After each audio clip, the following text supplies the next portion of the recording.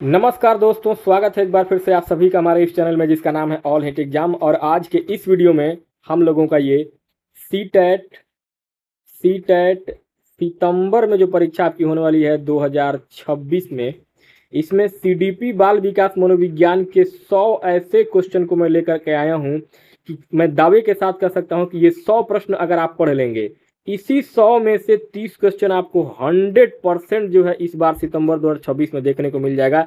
ये कहिए कि एक तरीके से ये आपका टॉप मोस्ट क्वेश्चन होगा, जो एक तरीके से कहें तो आपका ये ऐसा क्वेश्चन है जो आप मान सकते हैं कि ये क्रैक कर देगा आपका सीटेट।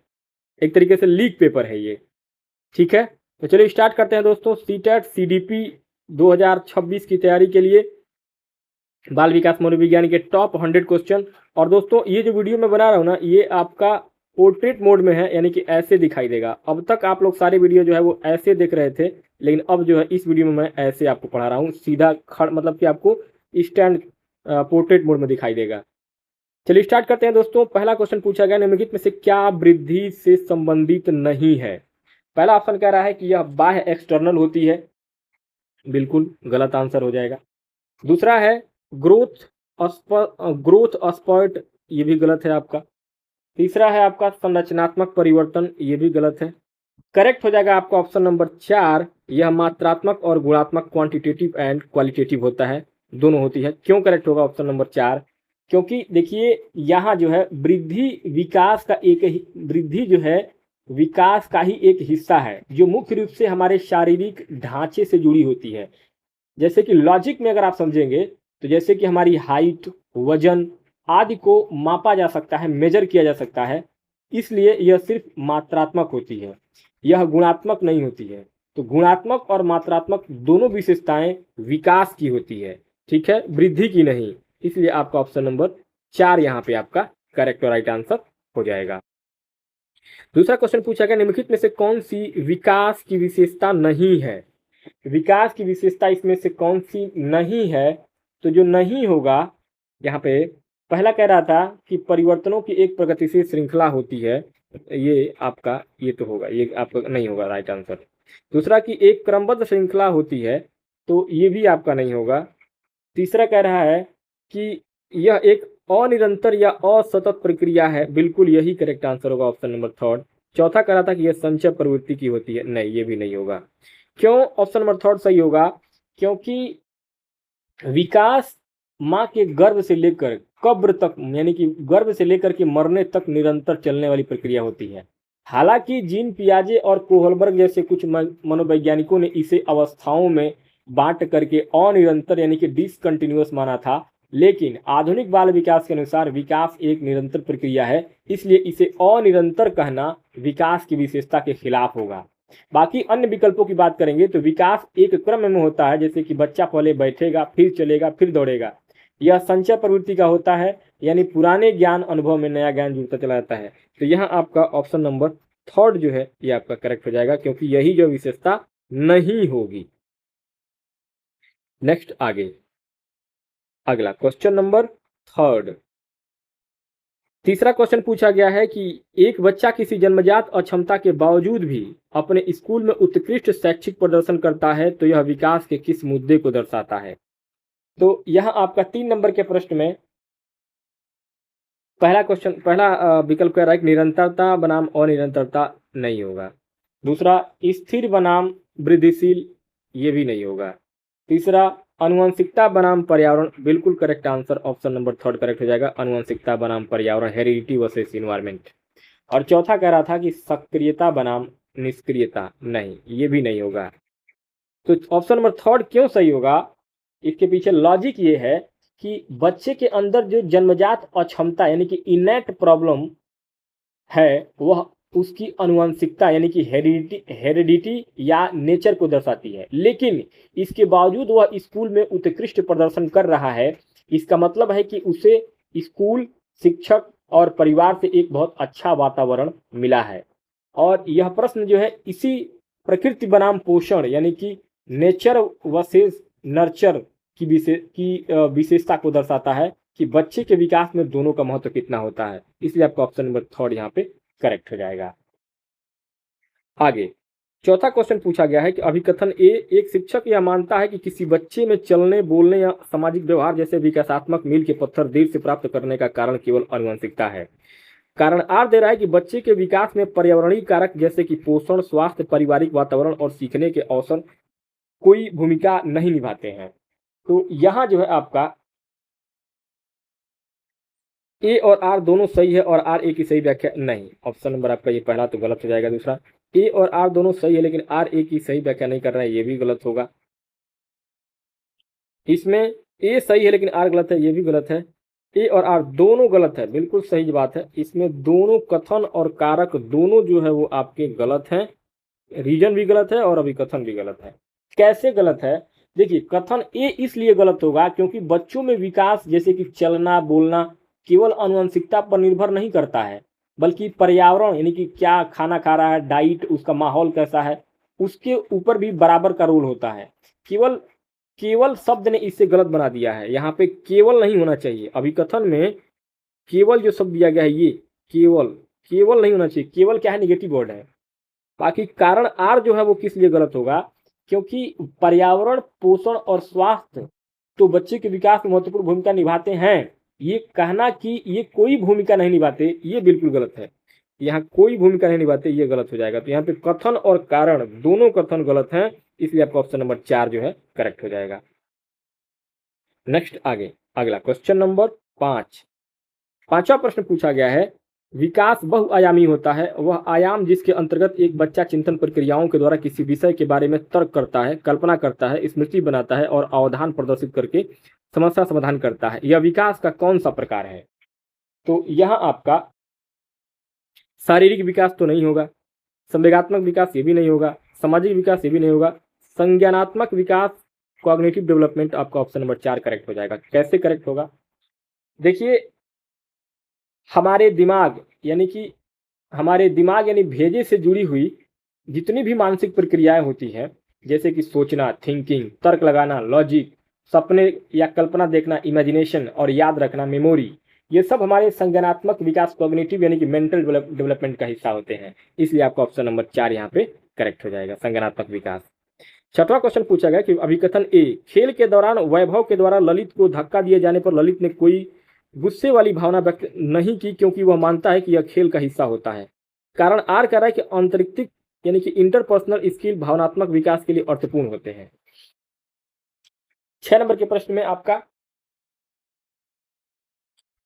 ए और आर दोनों सही है और आर ए की सही बिल्कुल सही जवाब है। ऑप्शन नंबर पहला आपका करेक्ट हो जाएगा। बाकी ए और आर दोनों सही है लेकिन आर ए की व्याख्या करता है गलत होगा। ए सही है लेकिन आर गलत है, ये भी गलत होगा। ए और आर दोनों गलत है, ये भी गलत होगा। ऑप्शन नंबर पहला आपका करेक्ट होगा। कैसे सही होगा? इसके पीछे लॉजिक क्या है? तो लॉजिक ये है कि ललित को धक्का लगा लेकिन उसने गुस्सा नहीं किया। इसका मतलब है कि उसने अपने संवेगों, अपने इमोशंस पर नियंत्रण कर लिया है। यह उसका भावनात्मक विकास है। उसने यह भी समझा कि वैभव का इरादा उसे चोट पहुंचाना नहीं था, बल्कि यह खेल का हिस्सा था। दूसरों के इरादों और व्यवहार को अपना समझना ये इंटरपर्सनल स्किल यानी कि अंतर वैयक्तिक कौशल कहलाता है। और ये दोनों बातें सही हैं और आर ए का सही कारण बता रहा है कि इंटरपर्सनल स्किल की वजह से ही ललित अपने इमोशंस को मैनेज कर पाया है। इसलिए आपका ऑप्शन नंबर ए यहाँ पे पहला करेक्ट हो जाएगा। ए और आर दोनों सही है और आर ए की सही व्याख्या करता है। ठीक है, आगे क्वेश्चन नंबर 7। सातवां क्वेश्चन पूछा गया है कि निम्नलिखित में से विकास का कौन सा सिद्धांत यह निर्दिष्ट करता है कि बच्चों के समग्र निर्माण हेतु कुछ विशिष्ट प्रतिक्रियाएं विकास के बाद की प्रक्रिया से समन्वित होती हैं। यह 7 नंबर के प्रश्न में निरंतरता वाला सिद्धांत तो नहीं होगा, रेखीय सिद्धांत लाइनर ये भी नहीं है, पूर्वानुमान सिद्धांत प्रेडिक्टेबिलिटी ये भी नहीं है, एकीकरण वाला सिद्धांत इंटीग्रेशन आपका करेक्ट होगा। क्यों करेक्ट होगा? देखिए, एकीकरण इंटीग्रेशन का सिद्धांत कहता है कि बच्चा पहले अपने पूरे अंग का प्रयोग करता है, जैसे कि पूरे हाथ को हिलाना, फिर अपने विशिष्ट अंगों जैसे कि सिर्फ उंगलियों का प्रयोग करना सीखता है और अंत में वह इन सबको एक साथ मिला करके इंटीग्रेट करके काम करना सीखता है। जैसे हाथ और उंगलियों का एक साथ उपयोग करके लिखना या साइकिल चलाना, यही विशिष्ट प्रतिक्रियाओं का समन्वय एकीकरण कहलाता है, इंटीग्रेशन कहलाता है। तो ऑप्शन नंबर 4 आपका करेक्ट हो जाएगा। 8वां प्रश्न है कि डैश स्थूल गत्यात्मक कौशल ग्रॉस मोटर स्किल का उदाहरण है, जबकि डैश में सूक्ष्म गत्यात्मक कौशल फाइन मोटर स्किल्स की आवश्यकता होती है। तो यहाँ आपका भागना और बुनाई करना, ये सही होगा। ऑप्शन नंबर पहला ही आपका करेक्ट होगा। कागज पर वृत्त काटना और बड़ा आयत काटना नहीं होगा। चित्र बनाने के लिए पेन पकड़ना और धागे में माला पिरोना, ये भी नहीं होगा। आड़ी तिरछी रेखाएं बनाना और ताली बजाना, ये भी नहीं होगा। ऑप्शन नंबर पहला क्यों करेक्ट होगा, इसके पीछे लॉजिक ये है कि देखिए, ग्रॉस मोटर स्किल्स यानी स्थूल कौशल, इसमें शरीर की बड़ी मांसपेशियों जैसे कि लार्ज मसल्स का इस्तेमाल होता है, जैसे कि भागना, दौड़ना, कूदना या तैरना। वहीं फाइन मोटर स्किल्स, जिसको सूक्ष्म कौशल बोलते हैं, इसमें शरीर की छोटी मांसपेशियों यानी स्मॉल मसल्स जैसे कि आंखों, हाथों के तालमेल, हैंड आई कोऑर्डिनेशन का इस्तेमाल होता है, जैसे कि बुनाई करना, लिखना, पेन पकड़ना, सुई में धागा डालना। इसलिए विकल्प एक जो है ऑप्शन नंबर पहला बिल्कुल करेक्ट हो जाएगा।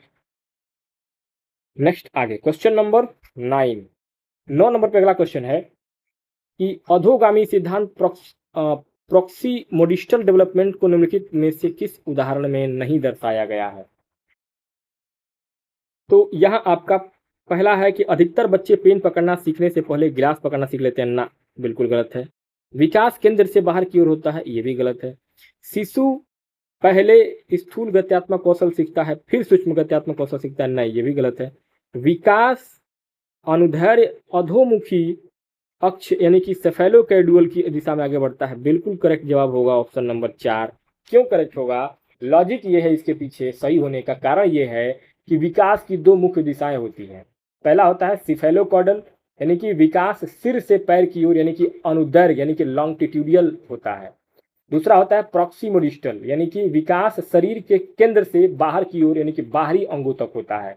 तो ये दो प्रकार के जो है वो विकास होते हैं। तो यहाँ चूंकि ऑप्शन नंबर 4 में अनुदैर्घ्य है यानी कि सिर से पैर की बात कर रहा है, इसलिए क्या हो जाएगा, सिफेलोकैडल का उदाहरण है, प्रॉक्सिमोडिस्टल का नहीं है, इसलिए आपका ऑप्शन नंबर 4 यहाँ पे करेक्ट हो जाएगा, क्योंकि इसमें नहीं पूछा गया था। आगे 10वां क्वेश्चन है कि अभिकथन ए, अगर एक बच्चा अल्प पोषित या कुपोषित है तो वह अधिगम के प्रतिफल देने में असमर्थ हो सकता है। कारण है कि एक गंभीर रूप से पीड़ित बच्चे के बचपन के परिणामों को बाद के वर्षों में आसानी से बदला जा सकता है। यहाँ 10 नंबर के प्रश्न में आपका राइट आंसर क्या होगा, तो राइट आंसर इसमें जो है चलिए पता करते हैं।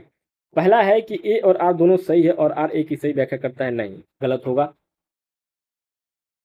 दूसरा कह रहा था कि ए और आर दोनों सही लेकिन आर ए की सही व्याख्या नहीं करता है, ये भी गलत है।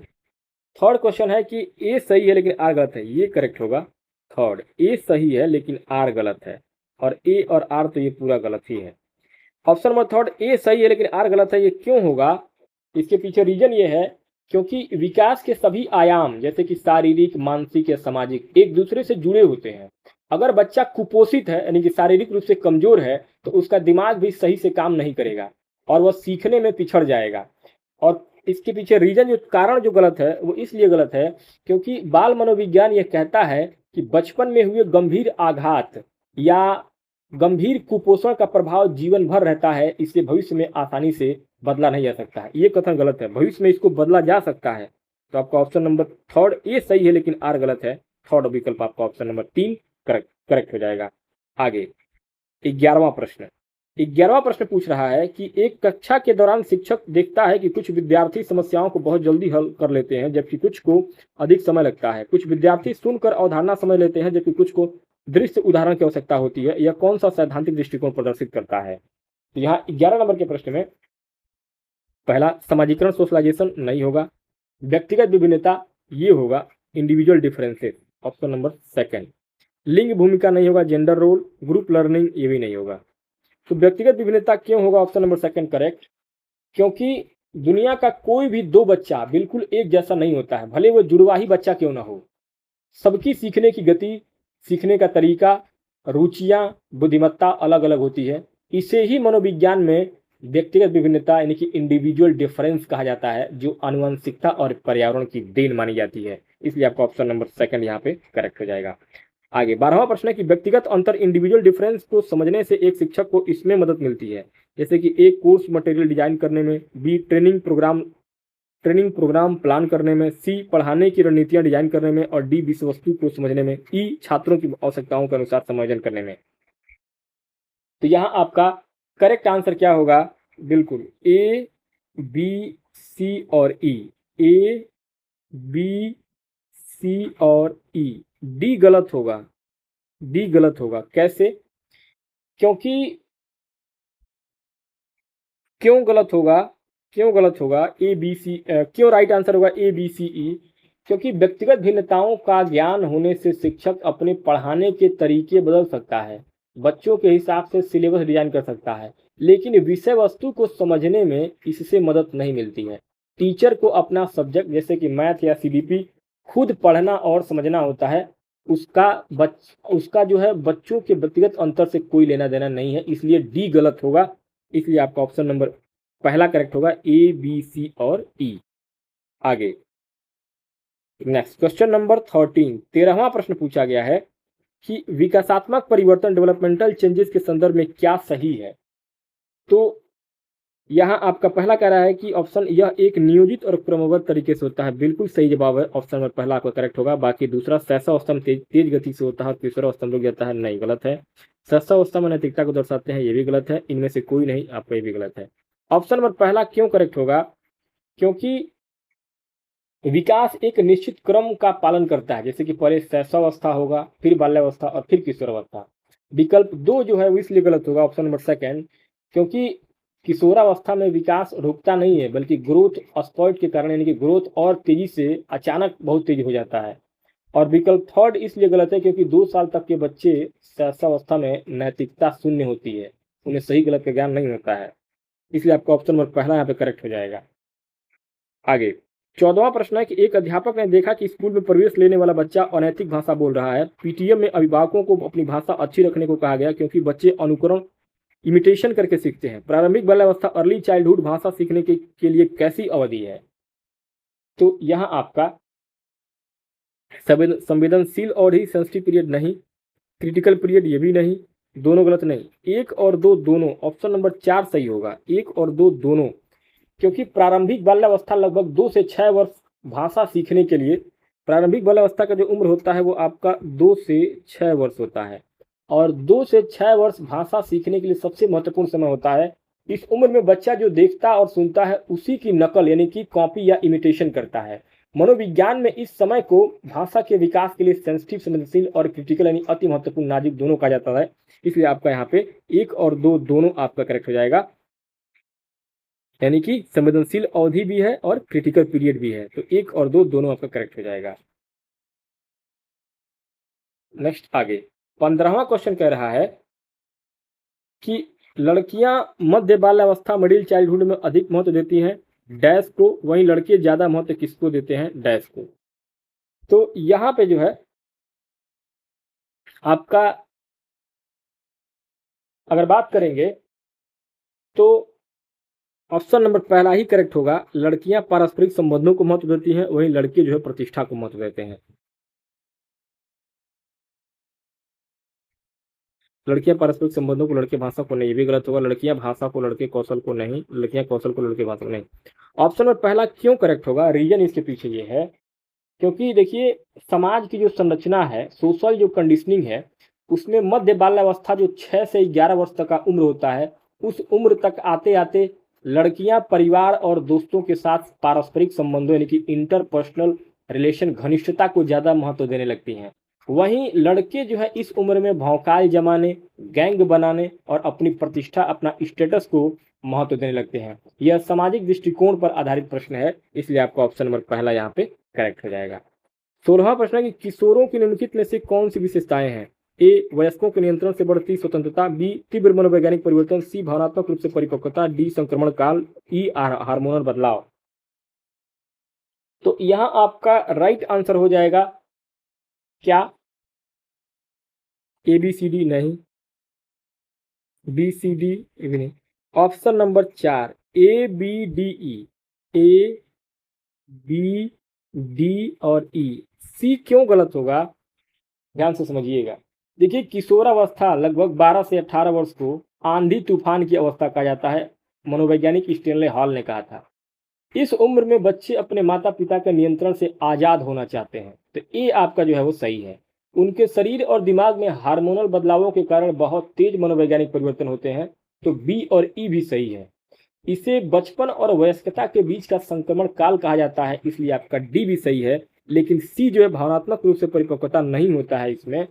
सी गलत इसलिए होगा क्योंकि किशोर भावनात्मक रूप से परिपक्व इमोशनली मैच्योर नहीं होते हैं, उनमें मूड स्विंग बहुत ज़्यादा होते हैं, वे छोटी छोटी बातों पर बहुत जल्दी गुस्सा या भावुक हो जाते हैं, इसलिए आपका सी जो है यहाँ पे नहीं होगा, यानी कि ऑप्शन नंबर आपका 4 ए बी डी और ई करेक्ट हो जाएगा। आगे 17वां प्रश्न है, अभिकथन ए शैक्षणिक अध्ययन के अलावा शिक्षकों के लिए यह आवश्यक है कि वे छात्रों की सामाजिक और भावनात्मक आवश्यकताओं पर भी ध्यान दें। कारण आर कह रहा है कि भावनाएं बच्चों की संज्ञानात्मक क्षमता, सीखने और समग्र विकास में महत्वपूर्ण भूमिका निभाती हैं। तो 17 नंबर के प्रश्न में आपका ए और आर दोनों सही है और आर ए की सही व्याख्या करता है। बिल्कुल करेक्ट जवाब है ऑप्शन नंबर 1।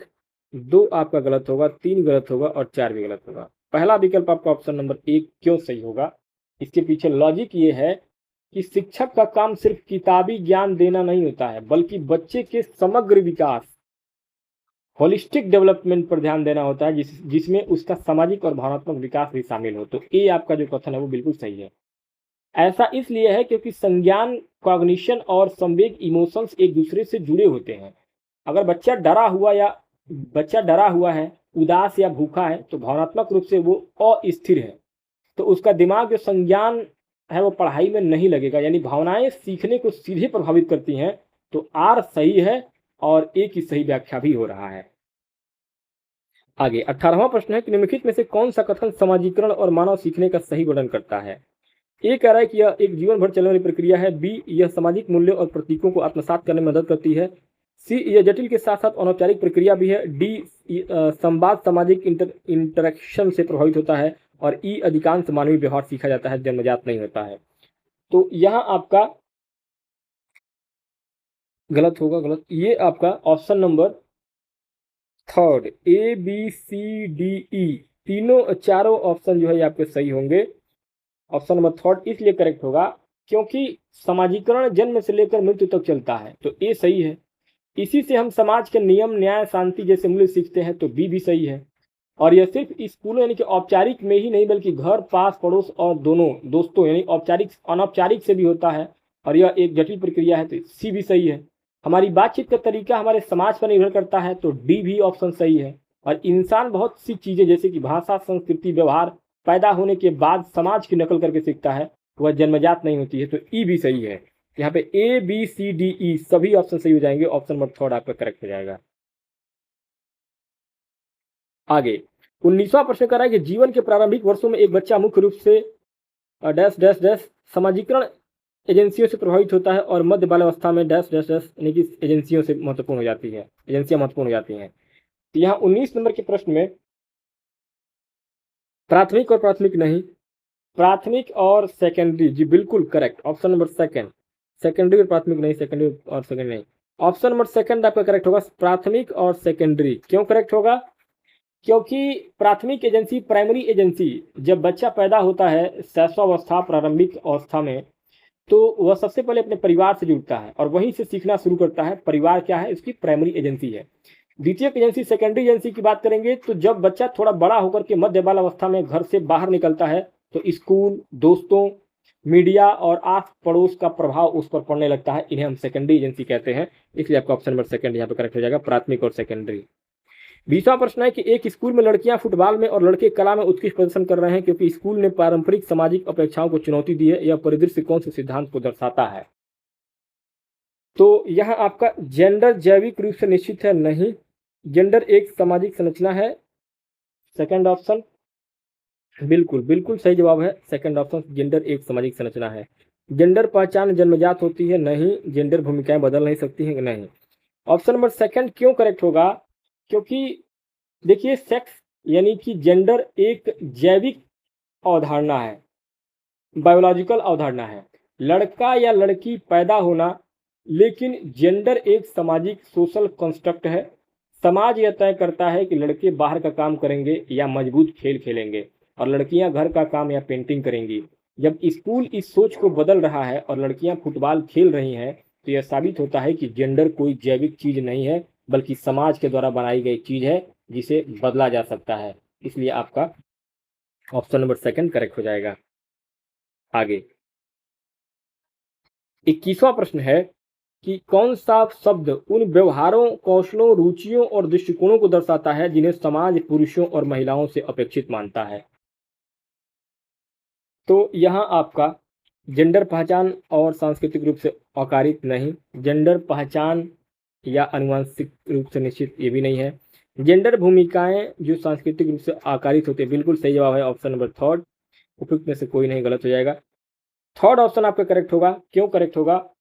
क्योंकि समाज जब पुरुषों और महिलाओं के लिए अलग अलग काम, शौक और व्यवहार तय कर देता है, जैसे कि लड़कियां गुड़ियों से खेलेंगी और लड़के बंदूक या कार से खेलेंगे, तो इसे मनोविज्ञान में जेंडर भूमिका कहा जाता है। और ये भूमिकाएं आनुवांशिक जन्मजात नहीं होती है, बल्कि हमारी संस्कृति और समाज के द्वारा बनाई गई एक टिप होती है।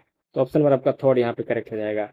22वां प्रश्न है, कुछ छात्र कहते हैं कि पिता को महत्वपूर्ण निर्णय लेने चाहिए और कमाई करनी चाहिए, जबकि माता को केवल घरेलू कार्य करने चाहिए। यह सोच किसको दर्शाती है?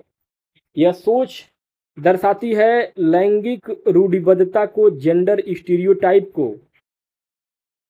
ऑप्शन नंबर पहला क्यों करेक्ट होगा? क्योंकि जब हम किसी जेंडर के बारे में एक पुरानी घिसी पिटी और फिक्स सोच बना लेते हैं कि महिलाएं सिर्फ घर का काम करेंगी और पुरुष बाहर कमाएंगे, तो इस फिक्स सोच को जेंडर रूढ़िवादिता, जेंडर स्टीरियोटाइप कहा जाता है। इसलिए आपका ऑप्शन नंबर पहला यहाँ पे करेक्ट हो जाएगा। नेक्स्ट आगे क्वेश्चन नंबर 23वां प्रश्न है, निम्नलिखित में से कौन सा कक्षा में लिंग पक्षपात जेंडर बेस का उदाहरण है? 23 नंबर के प्रश्न में जैसे कि पहला कह रहा है कि सभी छात्रों को स्टीम में समान रूप से भाग लेने के लिए प्रोत्साहित करना चाहिए, नहीं। केवल लड़कों को गणित के प्रश्न देना और केवल लड़कियों को कला प्रोजेक्ट देना, बिल्कुल सही जवाब है ऑप्शन नंबर सेकेंड। थर्ड, लड़के और लड़कियां दोनों को खेल में समान अवसर देना, नहीं। उपयुक्त में से कोई नहीं। ये आपका ऑप्शन नंबर सेकेंड क्यों करेक्ट होगा? क्योंकि लिंग पक्षपात की बात हो रही है। तो केवल लड़कों को, यानी कि केवल लड़कों को गणित के प्रश्न देना और केवल लड़कियों को कला के प्रोजेक्ट देना, ये आपका जेंडर पक्षपात को दर्शाता है। क्योंकि देखिए, जब एक शिक्षक अपनी रूढ़िवादी सोच के आधार पर लड़के और लड़की के साथ असमान यानी कि अनइक्वल ट्रीटमेंट करने लगता है, तो उसे जेंडर बायस यानी कि पक्षपात कहते हैं। शिक्षक का यह मानना कि गणित केवल लड़के कर सकते हैं और कला केवल लड़कियां, यह स्पष्ट रूप से लड़कों और लड़कियों के बीच भेदभाव पैदा करता है। इसलिए आपका ऑप्शन नंबर सेकंड यहाँ पे करेक्ट हो जाएगा। 24वां प्रश्न है कि अभिकथन ए, शिक्षकों को सभी बच्चों को जेंडर की परवाह किए बिना समान प्रोत्साहन और अवसर प्रदान करने चाहिए। कारण आर कह रहा है कि लड़कों और लड़कियों की जन्मजात क्षमताएं अलग अलग होती है, इसलिए शिक्षकों को पारंपरिक भूमिकाओं का पालन करना चाहिए। यहाँ आपका करेक्ट आंसर क्या होगा? देखिए, ए और आर दोनों सही है और आर ए की सही व्याख्या करता है, नहीं। ए और आर दोनों सही है लेकिन आर ए की सही व्याख्या नहीं है, ये भी गलत है। यहाँ आपका ऑप्शन नंबर थर्ड करेक्ट होगा। ए सही है परंतु आर गलत है। ए और आर दोनों गलत है, एक सही हो जाएगा। ऑप्शन नंबर थर्ड, ए सही है लेकिन आर गलत है। कैसे?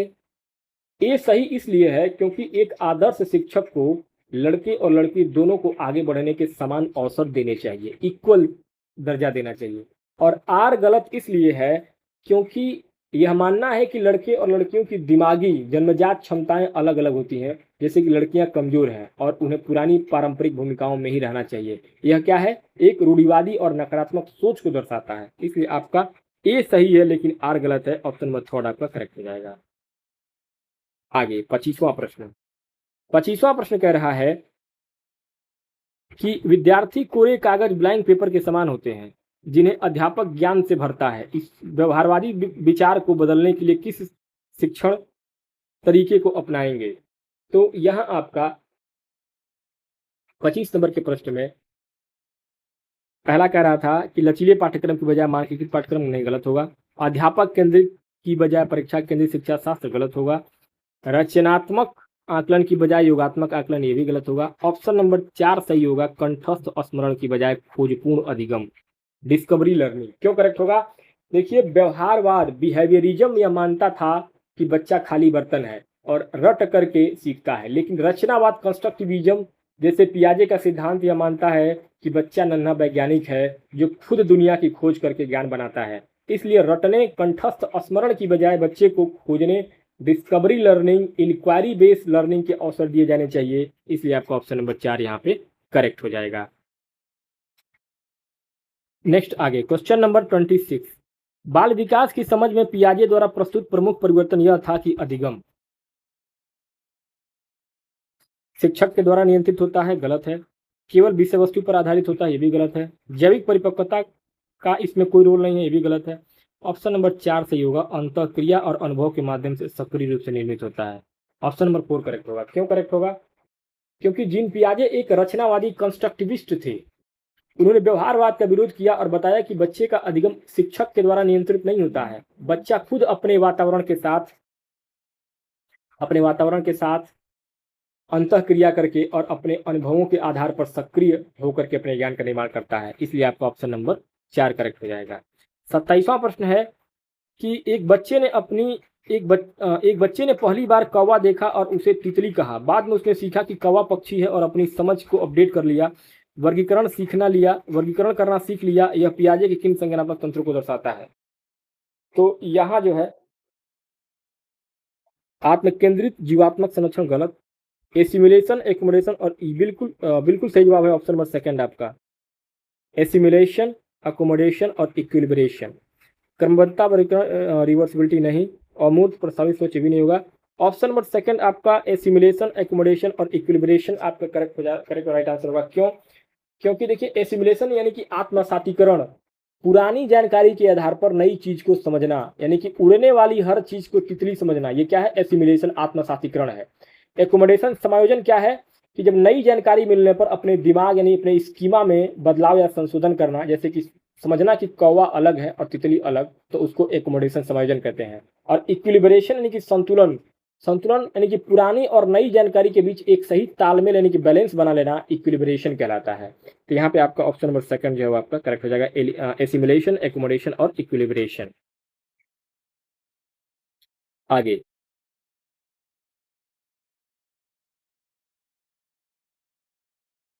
नेक्स्ट आगे क्वेश्चन नंबर 28 कह रहा है कि एक नवजात शिशु अपने मुंह से किसी निप्पल को छूते ही स्वतः चूसने लग जाता है, यह प्रतिक्रिया किसका उदाहरण है? तो यहाँ आपका 28 नंबर क्वेश्चन में आपका ऑप्शन नंबर 1 करेक्ट हो जाएगा, रिफ्लेक्स प्रतिक्रिया यानी कि रिफ्लेक्स एक्शन, प्रतिवर्त क्रिया। इगोसेंट्रिज्म, आत्मकेंद्रित नहीं होगा। ऑब्जेक्ट परमानेंस नहीं होगा। जीवात्मावाद नहीं होगा, एनिमिज्म। ऑप्शन नंबर 1 आपका करेक्ट होगा। क्यों? देखिए सेंसरी मोटर स्टेट यानी कि 0 से 2 वर्ष के शुरुआती दौर में शिशु बहुत सी क्रियाएं अनजाने में और अपने आप स्वतः करता है, जैसे कि पलके झपकाना, छींकना या मुंह के पास कुछ आने पर उसे चूसना। इन अचानक और स्वतः होने वाली क्रियाओं को रिफ्लेक्स एक्शन, प्रतिवर्ती क्रियाएं कहा जाता है। इसलिए आपका ऑप्शन नंबर 1 यहाँ पे करेक्ट हो जाएगा। 29वां प्रश्न है कि 10 महीने की रिया अपनी झुनझुनी सोफे के पीछे गिरा देती है जिसे वह देख नहीं सकती है, फिर भी उसे ढूंढती है। बाद में वह अपनी बहन को ताली बजाते देखती है और कुछ समय बाद स्वयं वैसी ही क्रिया दोहराती है। वह पियाजे के किन मील के पत्थरों को दर्शाता है? तो यहाँ आपका संरक्षण और केंद्रीकरण नहीं होगा, वस्तु अस्थायित्व, ऑब्जेक्ट परमानेंस और विलंबित अनुकरण के डिलेड इमिटेशन। करेक्ट आंसर हो जाएगा ऑप्शन नंबर 2। जीववाद और पलटावी गुण नहीं होगा, जीववाद और क्रमबद्धता नहीं होगा, वस्तु अस्थायित्व, ऑब्जेक्ट परमानेंस और विलंबित अनुकरण होगा। क्यों होगा? क्योंकि जब कोई चीज आंखों के सामने से हट जाए फिर भी बच्चे को यह पता हो कि वह चीज मौजूद है, जैसे सोफे के पीछे गिरी हुई झुनझुना को खोजना, तो यह क्या है? ऑब्जेक्ट परमानेंस, वस्तु अस्थायित्व का उदाहरण है। विलंबित अनुकरण की डिलेड इमिटेशन यानी कि किसी व्यक्ति जैसे कि बहन के वहां न होने पर भी बाद में उसकी नकल उतारना, जैसे कि ताली बजाना, ये दोनों गुण सेंसरी मोटर स्टेज में विकसित होते हैं। इसलिए आपका ऑप्शन नंबर 2 यहाँ पे सेकंड ऑप्शन करेक्ट हो जाएगा। आगे 30 नंबर पे अगला प्रश्न है कि कला गतिविधि के दौरान आरव गलती से अपनी पेंटिंग पर पानी गिरा देता है और कहता है कि पानी मेरी पेंटिंग को नष्ट करना चाहता था। यह सोच पियाजे के कौन से संज्ञानात्मक विकास के चरण को दर्शाती है? तो यहाँ आपका कंक्रीट मूर्त नहीं होगा, फॉर्मल औपचारिक ये भी नहीं होगा, सेंसरी ये भी नहीं है, प्री ऑपरेशनल पूर्व संक्रियात्मक अवस्था होगा ऑप्शन नंबर आपका 4। क्यों होगा? क्योंकि आरव यह मान रहा है कि पानी एक निर्जीव वस्तु की अपनी एक इच्छा है और वह जानबूझकर उसकी पेंटिंग नष्ट कर रहा है। निर्जीव चीजों यानी कि नॉन लिविंग थिंग्स को जीवित समझना मनोविज्ञान में जीवात्मवाद यानी कि एनिमिज्म कहलाता है। और यह विशेषता पियाजे की दूसरी अवस्था यानी कि पूर्व संक्रियात्मक अवस्था, प्री ऑपरेशनल स्टेज, जो लगभग 2 से 7 वर्ष में मानी जाती है, उस अवस्था में होता है। तो ऑप्शन में आपका 4 यहाँ पे प्री ऑपरेशनल पूर्व संक्रियात्मक अवस्था करेक्ट हो जाएगा। एक 30वां प्रश्न है कि एक शिक्षक के द्वारा पाया गया कि एक बच्चा किसी वस्तु के सभी आयामों पर चर्चा कर रहा है और उस वस्तु का संबंध अन्य के साथ स्थापित करके निष्कर्ष निकाल रहा है, पियाजे के द्वारा यह कौन सी क्रिया ऑपरेशन है? तो यहाँ आपका ऑप्शन नंबर पहला करेक्ट हो जाएगा, सकर्मक अनुमान, ट्रांजिटिव इन्फरेंस। केंद्रीकरण नहीं होगा, स्कीमा नहीं होगा, अपरिवर्तनशीलता, अपलटावी गुण नहीं होगा। क्यों सकर्मक अनुमान होगा? इसलिए होगा क्योंकि जब बच्चा दो चीजों के बीच संबंध स्थापित करने के लिए किसी तीसरी चीज की मदद लेता है तो उसे ट्रांजिटिव इन्फरेंस कहते हैं। उदाहरण के तौर पे मान लीजिए कि यदि ए बी से बड़ा है और बी सी से बड़ा है तो बच्चा निष्कर्ष निकाल लेता है कि ए सी से भी बड़ा होगा। यहाँ वस्तु का अन्य के साथ संबंध जोड़कर निष्कर्ष निकाला जा रहा है। यह क्षमता पियाजे की मूर्त संक्रियात्मक अवस्था, कंक्रीट ऑपरेशनल स्टेज की होती है। इसलिए आपका ऑप्शन नंबर पहला यहाँ पे सकर्मक अनुमान करेक्ट और राइट आंसर हो जाएगा। आगे 32वां प्रश्न है कि एक विज्ञान गतिविधि के दौरान बच्चों से कहा गया कि पत्थरों को आकार और रंग के अनुसार छांटना, उन्हें सबसे छोटे से बड़े तक क्रमबद्ध करना, विभिन्न आकार के गिलासों में पानी की मात्रा की तुलना करना, जैसे कि 5-2 = 7 एवं 7-2 = 5 को समझना। यह क्षमताएं पियाजे के किस चरण को दर्शाती है? यहाँ 32 नंबर के प्रश्न में पहला है कि पूर्व संक्रियात्मक अवस्था, बिल्कुल नहीं होगा। मूर्त संक्रियात्मक अवस्था, कंक्रीट ऑपरेशनल स्टेज, बिल्कुल सही जवाब है ऑप्शन नंबर सेकंड। औपचारिक संक्रियात्मक नहीं होगा, संवेदी गामक ये भी नहीं होगा। सेकंड आपका मूर्त संक्रियात्मक अवस्था कंक्रीट ऑपरेशनल स्टेज क्यों सही होगा? क्योंकि यहाँ देखिए इस प्रश्न में दिया गया जो सभी संक्रियाएं हैं जैसे कि वर्गीकरण, क्लासिफिकेशन, वहीं रंग आकार में छांटना यानी कि क्रिएशन, छोटे से बड़े क्रम में लगाना,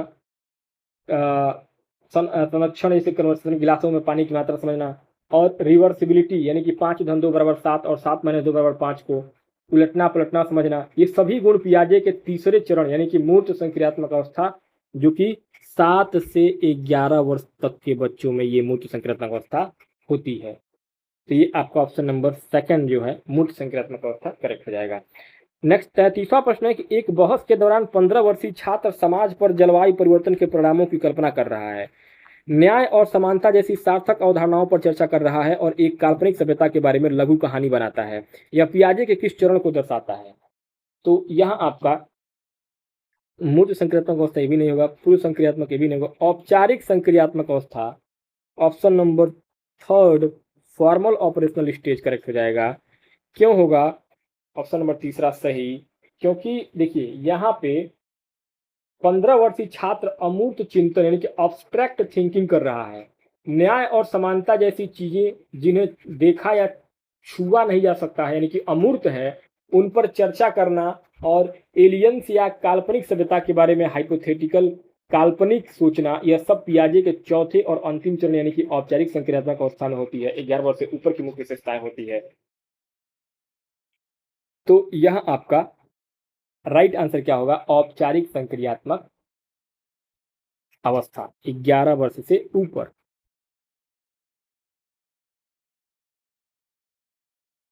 नेक्स्ट आगे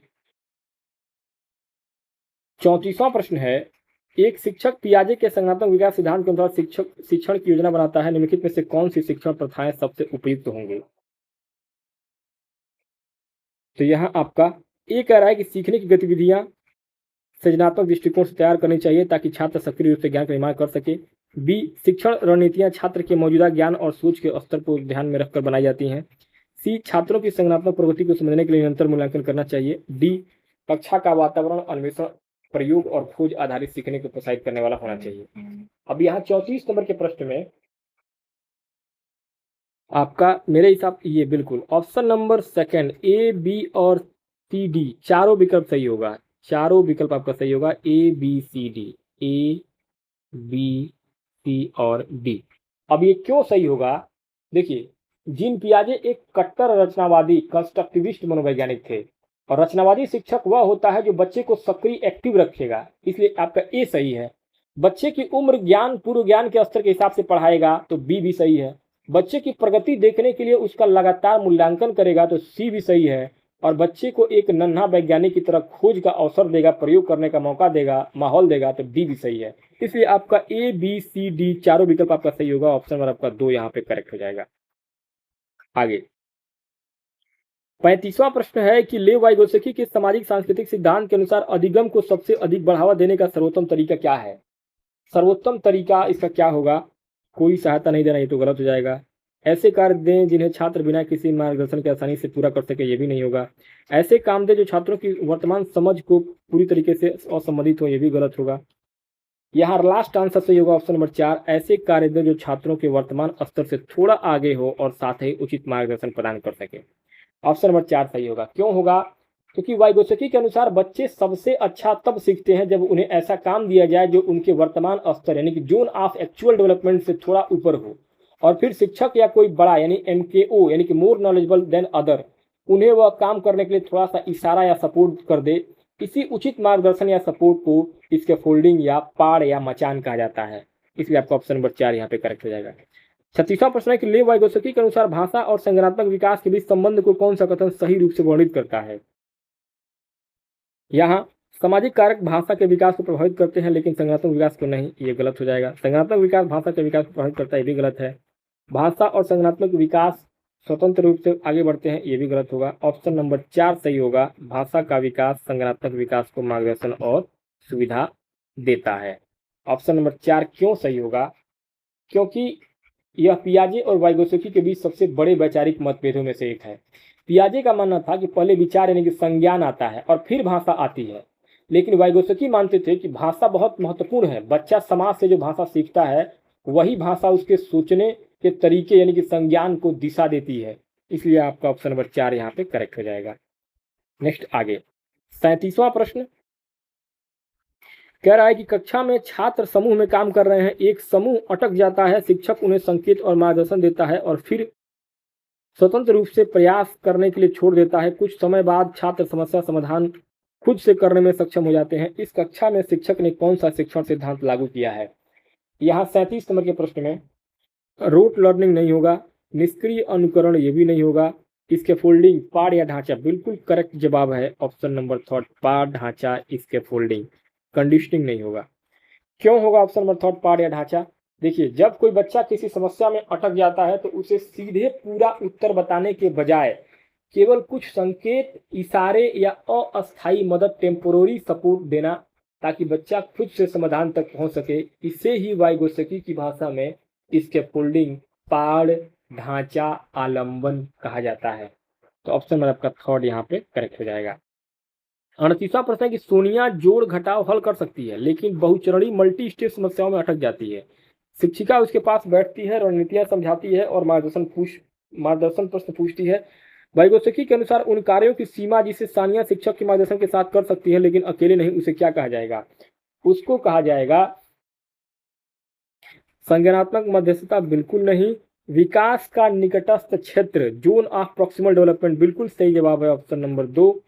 MKO नहीं होगा, इसके फोल्डिंग नहीं होगा। ऑप्शन नंबर 2 विकास का निकटस्थ क्षेत्र ZPD zone of proximal development. क्यों करेक्ट होगा? क्योंकि देखिए जितना काम बच्चा खुद कर सकता है जैसे कि जोड़ घटाना, वह उसका वास्तविक विकास एक्चुअल डेवलपमेंट है, और जितना काम वह किसी की मदद इसके फोल्डिंग से कर सकता है जैसे कि मल्टी स्टेप समस्या, वह उसका संभावित विकास यानी कि पोटेंशियल डेवलपमेंट है।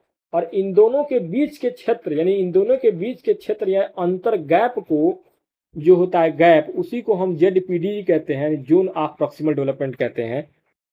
इसलिए आपका ऑप्शन नंबर 2 यहाँ पे करेक्ट हो जाएगा।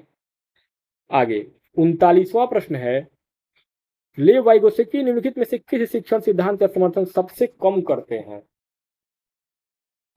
तो यहाँ व्यवहार को नियंत्रित करने के लिए पुरस्कार और दंड का उपयोग करना नहीं, छात्रों के बीच सामाजिक अंतरक्रिया को बढ़ावा देना ये भी नहीं, सहकारी अधिगम को बढ़ावा देना ये भी नहीं, बच्चों को सीखने के लिए सांस्कृतिक उपकरण का प्रयोग करना ऑप्शन नंबर आपका 4 ये भी नहीं।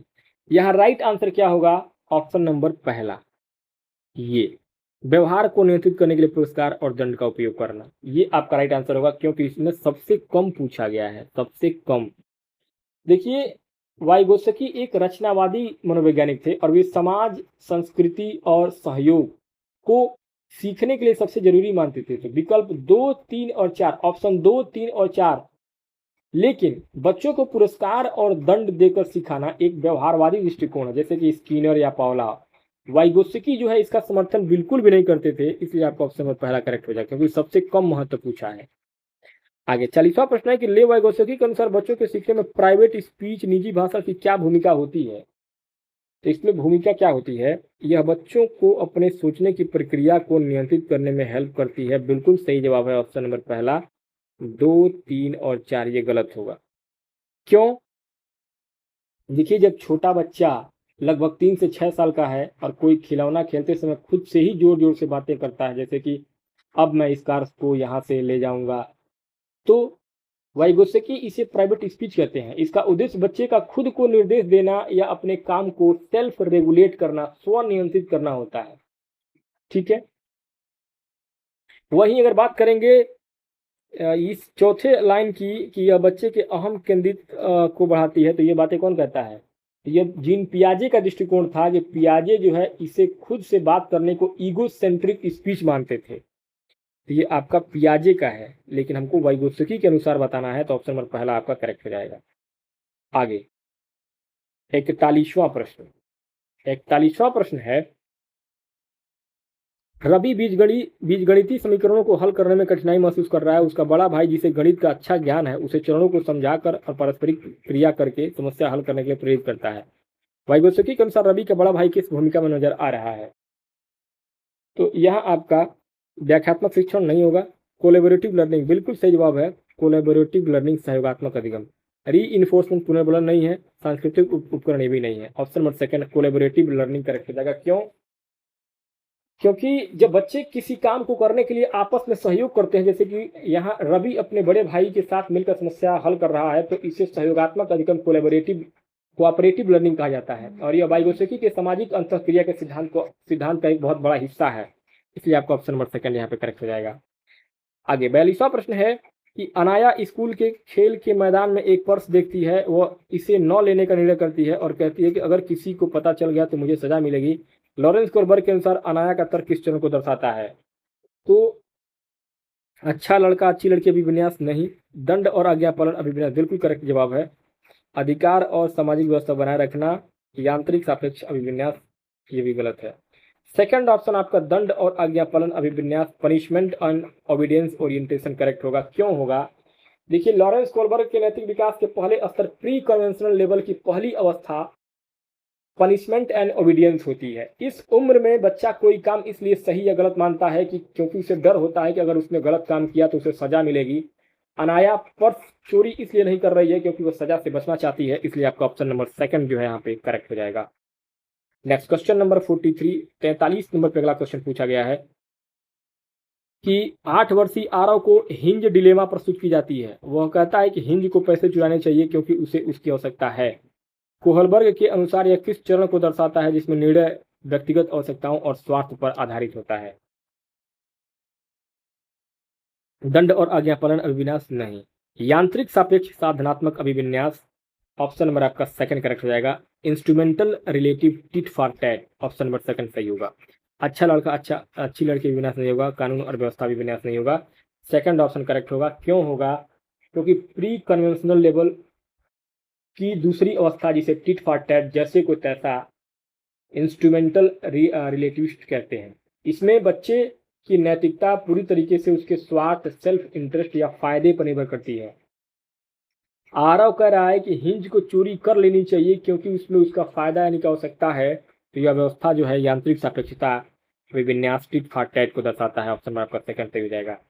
44वां प्रश्न है कि तानिया देखती है कि उसकी मित्र परीक्षा में नकल कर रही है। वह उसे चेतावनी देती है क्योंकि वह चाहती है कि शिक्षक और सहपाठियों की नज़र में वह ईमानदार और अच्छी लड़की दिखाई दे, अच्छी छात्रा दिखाई दे। कोहलबर्ग के अनुसार यह किस चरण का प्रदर्शन है? यह प्रदर्शन किस तरीके का है? तो दंड और आज्ञा पालन तो नहीं होगा, यांत्रिक सापेक्ष भी नहीं होगा, अच्छा लड़का अच्छी लड़की अभिविन्यास, कानून और व्यवस्था विन्यास नहीं होगा। थर्ड ऑप्शन आपका अच्छा लड़का अच्छी लड़की अभिविन्यास, good boy and good girl orientation correct होगा। क्यों? क्यों होगा? क्योंकि यह कोहलबर्ग के दूसरे स्तर कन्वेंशनल लेवल की तीसरी अवस्था है।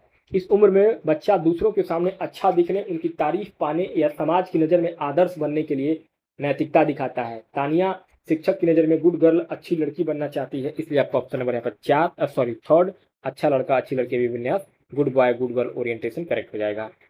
आगे 45वां प्रश्न कह रहा है कि नैतिक दुविधा की चर्चा में रोहित जवाब देता है कि हिंज को दवा नहीं चुरानी चाहिए क्योंकि चोरी करना कानून के खिलाफ है और समाज के सही ढंग से चलने के लिए सभी को नियमों का पालन करना चाहिए। यह कौन सा चरण है? तो यहाँ आपका दंड और आज्ञापालन अभिविन्यास नहीं होगा, यांत्रिक सापेक्ष अभिविन्यास भी नहीं है, अच्छा लड़का चाहिए भी नहीं, कानून और व्यवस्था अभिविन्यास ऑप्शन नंबर 4 करेक्ट होगा। क्यों? क्योंकि यह कोहलबर्ग के कन्वेंशनल लेवल की चौथी अवस्था है। इसमें बच्चे को लगता है कि समाज के नियम और कानून, लॉ एंड ऑर्डर सबसे ऊपर है और उन्हें किसी भी कीमत पर, चाहे किसी की जान ही क्यों न जा रही हो, नहीं तोड़ना चाहिए। रोहित का तर्क यही है कि चोरी करना कानून के खिलाफ है, इसलिए हिंज को चोरी नहीं करनी चाहिए। इसलिए आपका ऑप्शन नंबर 4 कानून और व्यवस्था अभिविन्यास, law and order orientation correct हो जाएगा। 46वां प्रश्न है कि छात्र रोहन सोचता है कि अगर आयशा अपने दोस्त को बचाने के लिए हर संभव प्रयास नहीं करती तो वह जीवन के मूल्य से ऊपर किसी और के मूल्य को महत्व दे रही है। कोहलबर्ग के अनुसार रोहन की सोच किस चरण को दर्शाती है? तो यहाँ आपका सामाजिक अनुबंध अभिविन्यास नहीं होगा, अच्छा लड़का अच्छी लड़की भी नहीं होगा, कानून और व्यवस्था भी नहीं होगा, सार्वभौमिक नैतिक सिद्धांत अभिविन्यास, universal ethical principle orientation option number 4 सही हो जाएगा। क्यों होगा? क्योंकि यह कोहलबर्ग के अंतिम स्तर पोस्ट कन्वेंशनल लेवल की सबसे ऊंची छठी अवस्था है और इस अवस्था में व्यक्ति समाज के नियमों या कानूनों से ऊपर उठ करके अपनी अंतरात्मा की आवाज सुनता है। उसके लिए मानव जीवन का मूल्य, वैल्यू ऑफ ह्यूमन लाइफ, सबसे बड़ा सार्वभौमिक यूनिवर्सल सिद्धांत होता है। रोहन का तर्क यही दर्शा रहा है कि दोस्त इंसान की जान बचाना दुनिया के किसी भी नियम या मूल्य से सबसे बड़ा है। इसलिए आपका ऑप्शन नंबर 4 यहाँ पे सार्वभौमिक नैतिक सिद्धांत अभिविन्यास करेक्ट हो जाएगा। आगे 47वां प्रश्न है कि कैरोल गिलिगन ने लॉरेंस कोहलबर्ग के नैतिक विकास सिद्धांत की आलोचना करते हुए तर्क दिया कि पुरुषों में नैतिकता सामान्यतः डैश डैश डैश वाली होती है जबकि महिलाओं में नैतिकता सामान्यतः डैश डैश डैश वाली होती है। तो यहाँ जो है न्याय, जस्टिस, देखभाल, केयर बिल्कुल सही जवाब है ऑप्शन नंबर पहला। देखभाल न्याय गलत होगा, स्वास्थ्य पर उपकार गलत होगा, कानून भावना गलत होगा। ऑप्शन नंबर पहला आपका न्याय और देखभाल करेक्ट होगा। क्यों? क्योंकि कैरोल गिलिगन जो कोहलबर्ग की ही छात्रा थी, उसने उनके सिद्धांत की आलोचना की। उन्होंने कहा कि कोहलबर्ग का सिद्धांत जेंडर बायस से ग्रसित है क्योंकि उन्होंने सिर्फ लड़कों पर अध्ययन किया था। गिलिगन ने बताया कि पुरुषों का दृष्टिकोण न्याय, जस्टिस पर्सपेक्टिव पर आधारित होता है, नियम और कानून की बात करते हैं, जबकि महिलाओं का दृष्टिकोण देखभाल, केयर पर्सपेक्टिव पर आधारित होता है, वे संबंधों और भावनाओं की कद्र करती है। इसलिए आपका ऑप्शन नंबर यहाँ पे पहला न्याय और देखभाल करेक्ट हो जाएगा। 48वां प्रश्न है कि अभिकथन ए बुद्धि बहुआयामी होता है तथा परिवर्तनशील प्रकृति की होती है क्योंकि इसमें सोचने और कल्पना जैसी क्षमताएं शामिल होती हैं जो अनुभव के साथ विकसित होती हैं। कारण आर कह रहा है कि सोचना और कल्पना करना व्यक्ति को परिस्थितियों का विश्लेषण करने, नए विचार उत्पन्न करने और व्यवहार में परिवर्तन करने में सक्षम बनाती है, जिससे कि बुद्धि का निरंतर विकास होता है। तो यहाँ 48 नंबर के प्रश्न में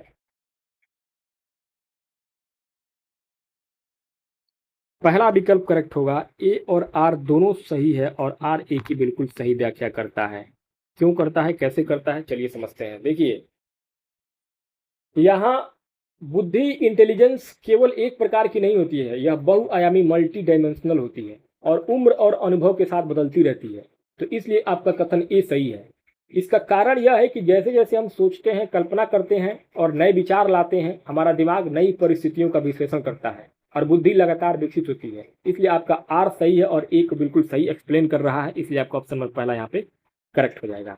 आगे क्वेश्चन नंबर 49 49 नंबर पे अगला प्रश्न है कि निम्नलिखित में से कौन सा कथन बुद्धि की प्रकृति और विशेषताओं का सही वर्णन करता है? पहला, ए कह रहा है कि बुद्धि किसी एक क्षमता के बजाय जटिल क्षमताओं के समूह से बनी है। बी, बुद्धि जन्म से पूरी तरीके से स्थिर होती है और अनुभव से इसमें परिवर्तन नहीं किया जा सकता। सी, बुद्धि व्यक्ति को समस्या समाधान और पर्यावरण के साथ अनुकूलन में सहायता करती है। डी, बुद्धि आनुवंशिकता और पर्यावरण की परस्पर क्रियाओं से प्रभावित होती है।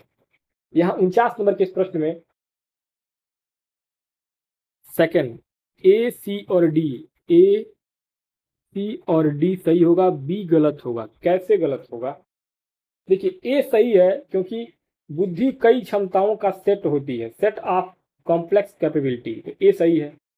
सी इसलिए सही है कि बुद्धि ही हमें समस्याओं को सुलझाने और माहौल के हिसाब से खुद को ढालने में मदद करती है, तो सी सही है। डी भी सही है क्योंकि बुद्धि पर माता पिता के जीन्स और अच्छे माहौल दोनों का असर होता है, इसलिए डी भी सही है। कथन बी इसलिए गलत होगा क्योंकि बुद्धि जन्म से स्थिर यानी स्टैटिक फिक्स नहीं होती है, अनुभवों और पढ़ाई से आईक्यू या बुद्धि को कुछ हद तक सुधारा जा सकता है, इसलिए आपका ऑप्शन नंबर सेकंड यहाँ पे ए सी डी करेक्ट हो जाएगा। आगे 50वां प्रश्न है कि बिहान ने कम उम्र में गायन में रुचि दिखाई, वह कार्यक्रमों में भाग लेता, लय, स्वर और संगीतात्मक पैटर्न को समझता। हार्वर्ड गार्डनर के अनुसार बिहान में कौन सी बुद्धि प्रभावी है? भाषाई बुद्धि नहीं होगा, स्थानिक बुद्धि, सांगीतिक बुद्धि क्योंकि संगीत में रुचि ले रहा है, म्यूजिकल इंटेलिजेंस, शारीरिक गतिविधि नहीं होगा। ऑप्शन नंबर थर्ड आपका इसलिए करेक्ट हो रहा है सांगीतिक बुद्धि क्योंकि हार्वर्ड गार्डनर ने 8 प्रकार की बुद्धियों की बात की है। जिन लोगों को सुर, ताल, लय और संगीत के पैटर्न की बहुत अच्छी समझ होती है, जैसे गायक, संगीतकार, उनके अंदर सांगीतिक बुद्धि, म्यूजिकल इंटेलिजेंस सबसे अधिक होती है। विहान भी जो है गायन और लय स्वर में अच्छा है, इसलिए उसमें यही बुद्धि है, इसलिए आपका ऑप्शन नंबर थर्ड यहाँ पे करेक्ट हो जाएगा, सांगीतिक बुद्धि, म्यूजिकल इंटेलिजेंस। 51 कह रहा है कि हार्वर्ड गार्डनर के बहुबुद्धि सिद्धांत के अनुसार निम्नलिखित में से कौन से बुद्धि के प्रकार और उनकी अंतिम अवस्था की संभावनाएं सही रूप से मेल नहीं खाती हैं? तार्किक गणितीय बुद्धि, साइंटिफिक नहीं, स्थानिक बुद्धि, वस्तुकार, आर्किटेक्ट नहीं, अंतर्वैयक्तिक इंटरपर्सनल बुद्धि, राजनेता और मनोवैज्ञानिक पॉलिटिशियन नहीं, अंतः वैयक्तिक इंट्रापर्सनल बुद्धि, धार्मिक गुरु, रिलीजियस लीडर। ऑप्शन नंबर 4 आपका सही होगा। क्यों? इसलिए सही होगा क्योंकि इंटरपर्सनल, अंतर्वैयक्तिक यानी कि जो दूसरों के मन, भावनाओं और इरादों को समझ ले, जैसे कि राजनेता, सेल्समैन, मनोवैज्ञानिक, धार्मिक गुरु। इंट्रापर्सनल यानी कि अंतः वैयक्तिक, जो खुद सेल्फ को समझे, अपनी कमजोरियों और ताकतों को जाने, जैसे कि आध्यात्मिक गुरु, दार्शनिक, ये लोग। तो यहाँ ऑप्शन 4 गलत मेल खाता है क्योंकि एनसीईआरटी के अनुसार धार्मिक गुरुओं में दूसरों को प्रभावित करने की क्षमता होती है, जबकि इंट्रापर्सनल में आध्यात्मिक गुरु आते हैं। यहाँ आपका ऑप्शन नंबर 4 जो है वो आपका करेक्ट हो जाएगा। 52 कह रहा है कि अभिकथन एक किसी कार्य को करने में बच्चा जितना कम सक्षम होता है उतना ही अधिक मार्गदर्शन शिक्षक को देना चाहिए और जैसे जैसे बच्चे की क्षमता बढ़ती जाए सहयोग कम कर देना चाहिए। कारण आर कह रहा है कि बुद्धि को केवल आईक्यू अंकों के माध्यम से सही रूप से मापा नहीं जा सकता है। यहाँ 52 नंबर के प्रश्न में ए और आर दोनों सही है और आर ए की सही व्याख्या करता है नहीं। ए और आर दोनों सही है लेकिन आर ए की सही व्याख्या नहीं करता है, ये सही होगा। ए सही है लेकिन आर गलत है, ए और आर दोनों गलत है, ये गलत है। ए सही है लेकिन आर गलत है, आपका राइट आंसर होगा ऑप्शन नंबर सेकंड। बट क्यों होगा? ए इसलिए सही है क्योंकि बच्चा जब कम जानता है तो उसे ज़्यादा स्कैफोल्डिंग की यानी मदद की जरूरत होती है और जब वो सीख जाता है तो टीचर को पीछे हट जाना चाहिए, बिल्कुल सही है। आर भी सही है, यानी कि आईक्यू टेस्ट पूरी तरीके से वैध नहीं होते हैं, ये बच्चों की संस्कृति और भाषा के कारण भेदभाव कर सकते हैं, इसलिए सिर्फ आईक्यू जो है वो अंकों से बुद्धि को नहीं नापा जा सकता है। व्याख्या गलत है लेकिन दोनों बातें बिल्कुल अलग अलग विषयों यानी कि ए स्कैफोल्डिंग से और आर जो है बुद्धि मापन से के बारे में है, इसलिए आर ए का सही कारण नहीं हो सकता है। इसलिए आपका ऑप्शन नंबर सेकंड, ए और आर दोनों सही तो है लेकिन आर ए की सही व्याख्या नहीं है। 53 नंबर पर अगला प्रश्न है कि शिक्षक छात्रों को एक पहेली देता है जिसका केवल एक ही सही समाधान है, बाद में शिक्षक वास्तविक जीवन समस्या के लिए जितने संभव समाधान हो सके सोचने को कहता है। पहला कार्य डैश डैश डैश को दर्शाता है जबकि दूसरा कार्य डैश डैश डैश को दर्शाता है। तो यहाँ जो है अपसारी अभिसारी नहीं होगा, अपसारी नहीं, अभिसारी और अपसारी। ऑप्शन नंबर सेकंड सही होगा, ऑप्शन नंबर सेकंड। अभिसारी यानी कन्वर्जेंट और अपसारी यानी कि डाइवर्जेंट, सेकंड ऑप्शन सही होगा। क्यों होगा? देखिए, अभिसारी चिंतन जिनको कन्वर्जेंट थिंकिंग कहते हैं, जब किसी समस्या का केवल एक ही सही उत्तर हो, जैसे भारत की राजधानी क्या है? दिल्ली, नई दिल्ली, तो यह क्या है? रचनात्मकता को सीमित कर देती है, क्रिएटिविटी को बढ़ने नहीं देती है। वहीं अपसारी चिंतन डाइवर्जेंट थिंकिंग वो होता है जब किसी समस्या के अनेक अलग अलग समाधान, मल्टीपल सॉल्यूशन निकाले जा सकते हैं, जैसे कि आउटपुट ऑफ द बॉक्स सोचना यानी कि ब्रेन स्टॉर्मिंग, यानी कि भारत, जैसे कि अगर आप कोई क्वेश्चन पूछे कि भारत की राजधानी दिल्ली क्यों है और क्यों बना, क्यों इसको दिल्ली की राजधानी माननी चाहिए, इसके पीछे क्या तर्क होगा, तब जाके वो क्या हो जाएगा? अपसारी चिंतन डाइवर्जेंट थिंकिंग होगा। दिल्ली को ही वास्तव में क्यों राजधानी बनाया गया, इसके पीछे तर्क लॉजिक क्या है, तब जाके वो आपका आंसर बनेगा। तो क्यों, कैसे, कहाँ, ये सब चीजें जो है वो आपको लॉजिक सोचने को मजबूर करती हैं, तो वो आपकी औपचारिक चिंतन में आती हैं। आगे 54 नंबर पहला क्वेश्चन है कि एक बच्चे में आलोचनात्मक चिंतन क्रिटिकल थिंकिंग विकसित करने के लिए अध्यापक उन्हें ऑथेंटिक टास्क देता है, निम्नलिखित में से कौन से इसके विपरीत अपोजिट है? तो अपोजिट इसमें से कौन सा है? देखिए, छात्रों से संबंधित संदर्भित कंटेक्चुअल सामग्री देना, ये आपका नहीं होगा। उदाहरण के साथ गैर उदाहरण देना, ये भी नहीं है। घोषणात्मक ज्ञान के साथ सक्रियता, डिक्लेरेटिव नॉलेज, सतही ज्ञान के साथ सक्रियता, ये सही होगा। निष्कर्ष निकालने और व्याख्या करने के अवसर देना, नहीं। यहाँ इसके विपरीत पूछा है अपोजिट, तो अपोजिट यही होगा, ऑप्शन नंबर थर्ड। क्यों होगा? देखिए, लॉजिक यहाँ पे क्रिटिकल थिंकिंग के लिए जरूरी है कि बच्चा गहराई से सोचे, विश्लेषण करे और असल जिंदगी के उदाहरणों से सीखे। और डिक्लेरेटिव नॉलेज यानी कि घोषणात्मक ज्ञान का मतलब है कि केवल तथ्यों का ऊपरी सतह ज्ञान होना, जैसे कि बस परिभाषा रट लेना। जहां सिर्फ सतही ज्ञान होगा वहां क्रिटिकल थिंकिंग नहीं हो सकती है, इसलिए यह क्या है, इसके विपरीत है, निगेटिव है। इसलिए आपका ऑप्शन नंबर थर्ड यहाँ पे करेक्ट हो जाएगा।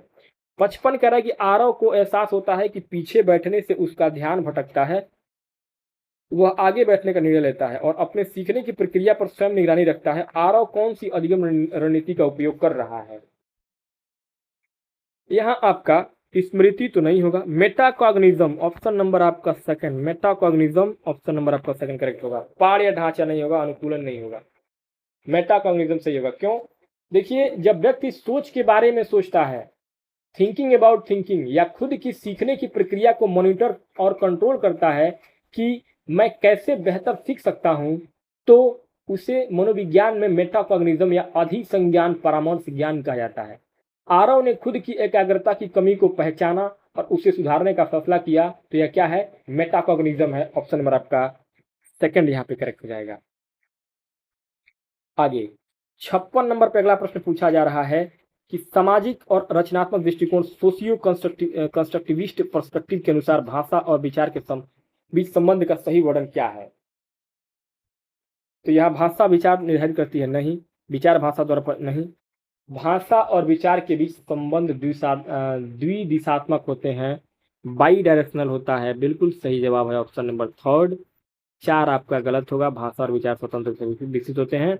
ऑप्शन नंबर थर्ड आपका करेक्ट होगा, भाषा और विचार के बीच द्विदिशात्मक बाई डायरेक्शनल होता है। क्यों? देखिए, सामाजिक रचनावादी जैसे कि वाइगोत्स्की मानते हैं कि भाषा और विचार चिंतन एक दूसरे से गहरे रूप से जुड़े होते हैं। हम जो सोचते हैं उसे व्यक्त करने के लिए भाषा चाहिए, और भाषा हमारे सोचने के तरीके को दिशा देती है। इसलिए इन दोनों एक दूसरे को प्रभावित करते हैं, इनका संबंध दो तरफा यानी कि बाई डायरेक्शनल होता है। इसलिए आपका ऑप्शन नंबर थर्ड यहाँ पे करेक्ट हो जाएगा।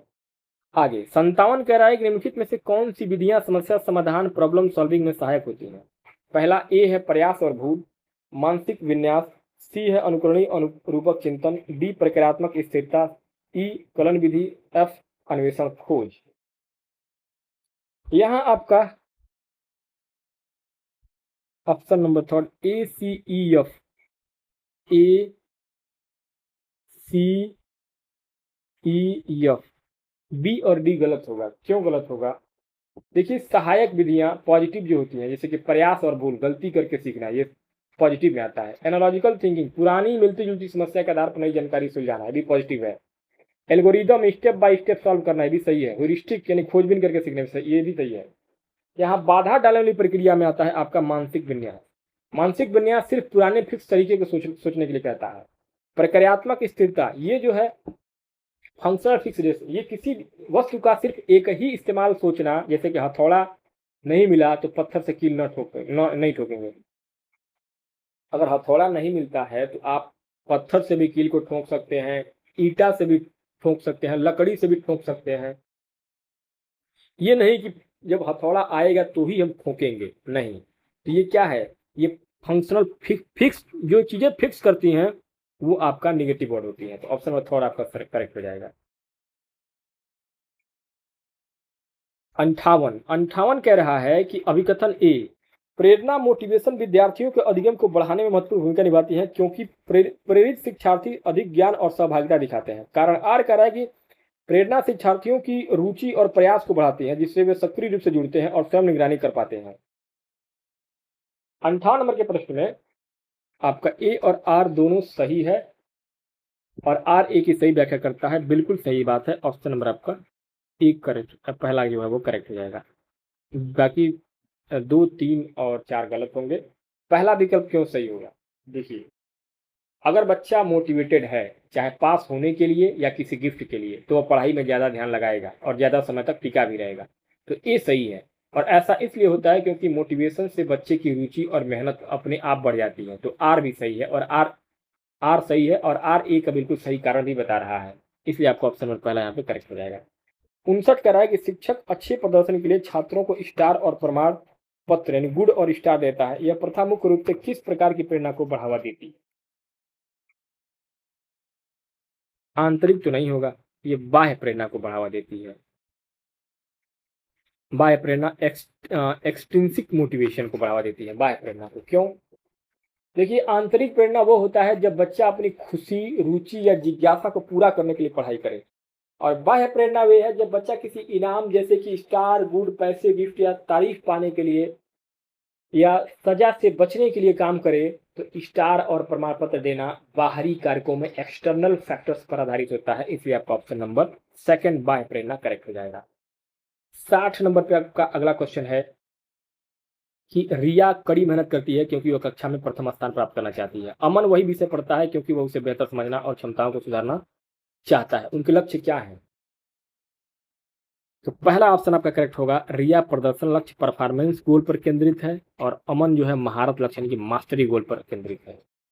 ठीक है, ऑप्शन नंबर पहला क्यों सही हो रहा है? देखिए, प्रदर्शन लक्ष्य परफॉर्मेंस गोल, रिया सिर्फ दूसरों से आगे निकलने और फर्स्ट आने यानी रैंक प्रदर्शन के लिए पढ़ रही है। वही महारत लक्ष्य मास्टरी लर्निंग गोल जो है, अमन केवल फर्स्ट आने के लिए नहीं बल्कि उस विषय में पूरी नॉलेज महारत हासिल करने के लिए पढ़ रहा है, जैसे कि 3 इडियट्स में रेंचो जो कर रहा था। तो ऑप्शन नंबर आपका फर्स्ट यहाँ पे ऑप्शन नंबर फर्स्ट करेक्ट हो जाएगा। 61 नंबर पर अगला प्रश्न है कि निम्नलिखित में से बच्चों के आकलन असेसमेंट के संबंध में कौन सा कथन सही नहीं है? तो जो नहीं होगा, यहाँ पहला, आकलन का उपयोग सीखने को समर्थन देने और सुधारने के लिए किया जाता है, ये सही है। आकलन को मानकीकृत रूप से शिक्षण अधिगम प्रक्रिया से अलग प्रक्रिया के रूप में देखना, यही आपका कथन सही नहीं होगा और यही आपका मतलब गलत होगा क्योंकि इसमें सही नहीं पूछा गया है। तो यहाँ पे आपका ऑप्शन नंबर सेकंड करेक्ट हो जाएगा। आकलन को मानकीकृत स्टैंडर्डाइज रूप से शिक्षण अधिगम प्रक्रिया से अलग प्रक्रिया के रूप में देखना चाहिए, यही आपका राइट आंसर होगा क्योंकि इसमें नहीं पूछा गया था। समझिएगा, देखिए, बाल केंद्रित शिक्षा में आकलन सीखने सिखाने की प्रक्रिया का ही एक अभिन्न और एकीकृत हिस्सा होता है। इसे पढ़ाई से अलग प्रक्रिया नहीं मानना चाहिए। साथ ही मानकीकृत यानी कि स्टैंडर्डाइज परीक्षण हमेशा नकारात्मक माने जाते हैं क्योंकि ये सभी बच्चों को एक ही तराजू यानी कि मानक में तौलते हैं और व्यक्तिगत भिन्नताओं को नजरअंदाज करते हैं। इसलिए कथन क्या हो जाएगा? नेगेटिव होगा, गलत होगा। इसमें नेगेटिव पूछ रहा था तो नेगेटिव यही है, ऑप्शन में आपका सेकंड सही हो जाएगा। आगे 62 नंबर पर अगला प्रश्न है कि एक विज्ञान के पाठ के दौरान शिक्षक छात्रों से मौखिक प्रश्न पूछता है, नोटबुक की जांच कराता है और फीडबैक देता है। फिर पाठ के अंत में अंक देने के लिए एक लिखित परीक्षा आयोजित करता है। शिक्षक क्रमशः किन आकलनों का प्रयोग कर रहा है? तो यहाँ आपका समेटिव और फॉर्मेटिव गलत होगा। फॉर्मेटिव और summative, option number second correct होगा। ऑप्शन नंबर सेकंड करेक्ट होगा, फॉर्मेटिव और समेटिव। क्यों? देखिए, रचनात्मक आकलन यानी कि फॉर्मेटिव असेसमेंट यह पढ़ाई के दौरान ड्यूरिंग द प्रोसेस चलता है। इसमें सवाल पूछना, गलतियां सुधारना, तुरंत फीडबैक देना शामिल होता है ताकि बच्चे की कमियों को दूर किया जा सके। योगात्मक आकलन समेटिव असेसमेंट वह होता है, इसके दौरान यह पढ़ाई या सत्र के अंत में एट द एंड होता है। इसका उद्देश्य केवल अंक यानी मार्क या ग्रेड देकर के पास या फेल घोषित करना होता है, जैसे कि एनुअल एग्जाम, वार्षिक परीक्षाएं। आपका ऑप्शन नंबर सेकंड जो है फॉर्मेटिव और समेटिव करेक्ट और राइट आंसर हो जाएगा। आगे 63 नंबर अगला क्वेश्चन पूछा गया है कि एक स्कूल ग्रेड देने के लिए यूनिट टेस्ट का उपयोग करता है, फिर सुधार के लिए मानक परीक्षाओं का उपयोग करता है और अंततः छात्रों में आत्म प्रतिबिंब विकसित करने के लिए सहपाठी आकलन कराता है। यह किन प्रथाओं को दर्शाता है? तो यहाँ आपका ऑप्शन नंबर पहला करेक्ट हो जाएगा, assessment of learning, assessment for learning और असेसमेंट एज लर्निंग। बाकी 2, 3 और 4 ये सब गलत होंगे। पहला ऑप्शन आपका क्यों सही होगा क्वेश्चन नंबर 63 में, क्योंकि असेसमेंट ऑफ लर्निंग अधिगम का आकलन, यानी कि ग्रेड या अंक देने के लिए यूनिट टेस्ट लेना, और असेसमेंट फॉर लर्निंग का मतलब होता है अधिगम के लिए आकलन, यानी कि विफलता के बाद सुधार करने के लिए आकलन करना, यह फॉर्मेटिव असेसमेंट में आता है। और असेसमेंट एज लर्निंग यानी अधिगम के रूप में आकलन, जब बच्चा खुद अपना मूल्यांकन करे, सेल्फ असेसमेंट या अपने दोस्त या सहपाठी से करवाए, तो ये आपका असेसमेंट एज लर्निंग होता है। तो ऑप्शन नंबर पहला करेक्ट हो जाएगा। नेक्स्ट आगे क्वेश्चन नंबर 64। सुश्री शर्मा अपनी 5वीं कक्षा के छात्रों का आकलन करने की योजना बना रही हैं। उनके आकलन के चयन के लिए कौन सी बात मार्गदर्शक नहीं होनी चाहिए? तो यहाँ आपका ऑप्शन नंबर पहला गलत होगा, दूसरा भी गलत होगा, तीसरा भी गलत होगा, 4 आपका करेक्ट होगा। ऐसी विधियां चुनना जो छात्रों को क्रमबद्धता, रैंकिंग दे या उन्हें अलग अलग सेग्रीगेशन करे। ऑप्शन नंबर 4 क्यों सही होगा? क्योंकि एक शिक्षक को कक्षा में कभी भी बच्चों का वर्गीकरण, लेबलिंग, जैसे कि यह होशियार है या गधा है, या रैंकिंग नहीं करना चाहिए। बच्चों को अलग अलग करना बाल केंद्रित शिक्षा के बिल्कुल खिलाफ है, इसलिए आपका ऑप्शन नंबर 4 सही हो जाएगा। 65 में अगला प्रश्न है कि मानदंड संदर्भित परीक्षण सीआरटी और मानक संदर्भित परीक्षण एनआरटी के संदर्भ में कौन सा कथन सही है? ए कह रहा है कि सीआरटी छात्रों के प्रदर्शन की व्याख्या स्पष्ट रूप से परिभाषित शिक्षण परिणामों के संदर्भ में करता है। बी एनआरटी किसी छात्र की स्थिति अन्य छात्रों की तुलना में निर्धारित करने पर केंद्रित होता है। सी सीआरटी मुख्य रूप से छात्रों के चयन, पदोन्नति और क्रमबद्धता के लिए उपयोग कहता है। डी एनआरटी परिणाम सहपाठी समूह के प्रदर्शन से प्रभावित नहीं होते हैं। 65 नंबर के प्रश्न में केवल ए और बी, ऑप्शन नंबर पहला आपका करेक्ट होगा। क्यों होगा? देखिए सीआरटी यानी क्राइटेरियन रेफरेंस टेस्ट, इसमें एक निश्चित मानदंड क्राइटेरिया होता है, जैसे कि सीटेट में आपको 90 नंबर लाने हैं, 90 अंक लाने वाला पास होगा, चाहे कितने भी बच्चे पास हो। तो यहाँ पे ए सही है। एनआरटी मतलब होता है नॉर्म रेफरेंस टेस्ट, इसमें एक दूसरे से तुलना यानी कंपटीशन रैंकिंग होती है और कट ऑफ बनती है, जैसे कि डीएसएसबी जो होता है, केवीएस होता है, यहाँ सिर्फ टॉप बच्चों को नौकरी मिलती है। तो बी भी सही है। सी गलत है, क्योंकि चयन और रैंकिंग का काम एनआरटी करता है, सीआरटी नहीं। और डी गलत है, क्योंकि एनआरटी का परिणाम दूसरे बच्चों या सहपाठियों के प्रदर्शन से प्रभावित होता है।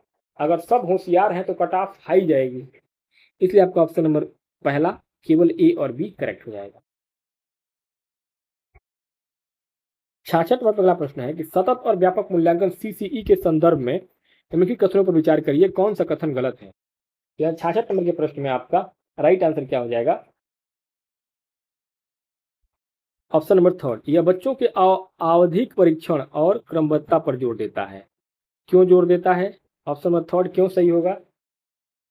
क्योंकि आरटीई एक्ट 2009 के बाद लागू किए गए CCE continuous and comprehensive evaluation, इसका मुख्य उद्देश्य बच्चों से परीक्षा के डर यानी एग्जाम एंजाइटी को दूर करना और उनका निरंतर सुधार करना है। यह बच्चों को रैंक देने या उन्हें सिर्फ टेस्ट में बांधने का घोर विरोध करता है। इसलिए आपका ऑप्शन नंबर 3 एक नकारात्मक और गलत आंसर होगा। ऑप्शन नंबर आपका सी सही हो जाएगा, क्योंकि इसमें गलत कथन पूछा गया है। 67 कह रहा है कि निम्नलिखित में से कौन सा स्कूल आधारित मूल्यांकन एसबीए का मुख्य उद्देश्य नहीं है? नियमित प्रतिक्रिया के माध्यम से सतत मूल्यांकन करना, ये तो पॉजिटिव वर्ड है, इसमें नहीं पूछा, निगेटिव वर्ड आपको ढूंढना है। छात्रों के समग्र विकास का आकलन करना भी सही शब्द है। शिक्षण विधियों में परिवर्तन करने में शिक्षकों की सहायता करना भी सही है। प्रतियोगिता और तुलना के लिए छात्रों को राष्ट्रीय स्तर पर लेबल करना, ये गलत होगा और गलत ही आंसर आपका सही होगा, क्योंकि इसमें आपका नहीं पूछा गया था। तो आपका ऑप्शन नंबर 4 इसलिए सही होगा क्योंकि देखिए स्कूल आधारित मूल्यांकन, स्कूल बेस्ड असेसमेंट एसबीए वह होता है जो स्कूल के शिक्षक स्वयं अपने बच्चों के लिए तैयार करते हैं। शिक्षक अपने बच्चों की खूबियों और कमियों को बेहतर समझते हैं। इसका उद्देश्य सुधार करना है, न कि बच्चों के बीच प्रतियोगिता कंपटीशन कराना या उन्हें लेबल देना। तो ऑप्शन नंबर 4 आपका सही हो जाएगा, क्योंकि इसमें उद्देश्य नहीं पूछा गया है। आगे क्वेश्चन नंबर 68, 68 पर अगला प्रश्न है कि मूल्यांकन उपकरणों का सही मिलान करिए। ए पूरे वर्ष छात्रों की प्रगति, उपलब्धि और उपस्थिति का विस्तृत अभिलेख। बी गतिविधि के दौरान छात्र की भागीदारी, टीम वर्क आदि को देखना। सी पूर्व तैयार सूची का उपयोग करके जांचना कि कार्य पूर्ण हुआ है या नहीं, हाँ या ना में। डी आचरण और कक्षा प्रदर्शन के साथ संख्यात्मक अंक देना। तो यहाँ जो है आपका 68 में पहला करेक्ट हो जाएगा ऑप्शन नंबर ए संचयी रिकॉर्ड, क्यूमुलेटिव, बी अवलोकन ऑब्जर्वेशन, सी चेकलिस्ट और डी रेटिंग। क्योंकि देखिए यहाँ क्यूमुलेटिव रिकॉर्ड, संचयी रिकॉर्ड यह कक्षा का पूरा रिकॉर्ड होता है जिसमें मात्रात्मक डेटा जैसे कि अटेंडेंस या उपस्थिति होती है। ऑब्जर्वेशन अवलोकन में क्या होता है, बच्चों को गतिविधि करके दूर से देखना और नोट करना होता है। चेकलिस्ट मतलब जांच सूची में इसमें केवल हाँ या ना, यस या नो में टिक किया जाता है, बच्चा यह कर पाता है या नहीं। और रेटिंग स्केल जब किसी के प्रदर्शनों को अंकों यानी कि नंबर जैसे कि 1 से 10 या स्तर में मापा जाता है तो उसको रेटिंग स्केल कहते हैं। तो ऑप्शन नंबर का पहला यहाँ पे करेक्ट हो जाएगा। नेक्स्ट 69 कह रहा है कि जब बच्चे अपने कार्य में त्रुटियां करते हैं तो शिक्षक को क्या करना चाहिए। शिक्षक को ऑप्शन नंबर 4 सही हो जाएगा, त्रुटियों का सावधानीपूर्वक विश्लेषण करना चाहिए और रचनात्मक चर्चा करनी चाहिए। क्यों ऑप्शन नंबर 4 सही होगा? क्योंकि मनोविज्ञान के अनुसार बच्चों की गलतियां, एरर, मिस्टेक कोई बुरी चीज नहीं है, ये सीखने की प्रक्रिया का एक प्राकृतिक हिस्सा है। गलतियों से शिक्षकों को यह पता चलता है कि बच्चा सोचता कैसे है। इसलिए शिक्षक को गलतियों का विश्लेषण करके बच्चे के साथ चर्चा करनी चाहिए और उन्हें इग्नोर नहीं करना चाहिए। इसलिए आपका ऑप्शन नंबर 4 सही हो जाएगा। आगे 70 नंबर पहला प्रश्न है, कक्षा में दिव्यांग बच्चे और सामान्य बच्चे एक साथ पढ़ रहे हैं और शिक्षक यह सुनिश्चित करता है कि सभी को उनकी क्षमता के अनुसार अवसर और मदद मिले। यह किस शिक्षण प्रणाली का उदाहरण है? तो यहाँ सामान्य शिक्षा नहीं होगा, समावेशी शिक्षा, इंक्लूसिव एजुकेशन होगा। क्यों सही होगा? क्योंकि समावेशी शिक्षा, इंक्लूसिव एजुकेशन का मुख्य नारा है कि बिना किसी भेदभाव के सभी बच्चों को एक ही छत के नीचे समान शिक्षा देना। इसमें सामान्य बच्चे और दिव्यांग बच्चे एक साथ पढ़ते हैं और स्कूल शिक्षक बच्चे की जरूरत के अनुसार संसाधनों की व्यवस्था करते हैं। इसलिए आपका ऑप्शन नंबर 3 समावेशी शिक्षा, इंक्लूसिव एजुकेशन करेक्ट हो जाएगा। 71 कह रहा है कि एकीकृत शिक्षा, इंटीग्रेटेड और समावेशी शिक्षा, इंक्लूसिव में मुख्य अंतर क्या है? मुख्य अंतर है ऑप्शन नंबर पहला, एकीकृत शिक्षा में बच्चे सामान्य कक्षा में आते हैं लेकिन पूर्ण समर्थन नहीं मिलता है, जबकि समावेशी शिक्षा में बच्चे की जरूरत के अनुसार सिस्टम पाठ्यक्रम बदला जाता है। तो ऑप्शन नंबर आपका पहला सही हो जाएगा। क्यों होगा पहला सही? क्योंकि एकीकृत शिक्षा में इसमें बच्चा स्कूल तो आता है लेकिन बच्चे को स्कूल के सिस्टम के हिसाब से एडजस्ट करना पड़ता है, कोई अतिरिक्त सुविधा नहीं मिलती है। समावेशी शिक्षा में क्या होता है कि इसमें स्कूल सिस्टम को बच्चे की जरूरत के हिसाब से बदलना पड़ता है, जैसे कि रैंप बनवाना, ब्रेल लिपि लाना, यह सबसे बेहतरीन मॉडल है इंक्लूसिव एजुकेशन। तो ऑप्शन नंबर आपका 1 करेक्ट हो जाएगा। आगे 72 कह रहा है कि एक स्कूल में दिव्यांग बच्चों को पूरी तरीके से अलग कक्षा में रखा गया है, उन्हें सामान्य कक्षा में भाग लेने का मौका नहीं मिलता है, किस पद्धति को दर्शाता है? तो यह जो है आपका बहिष्कार को दर्शा रहा है, एक्सक्लूजन को दर्शा रहा है।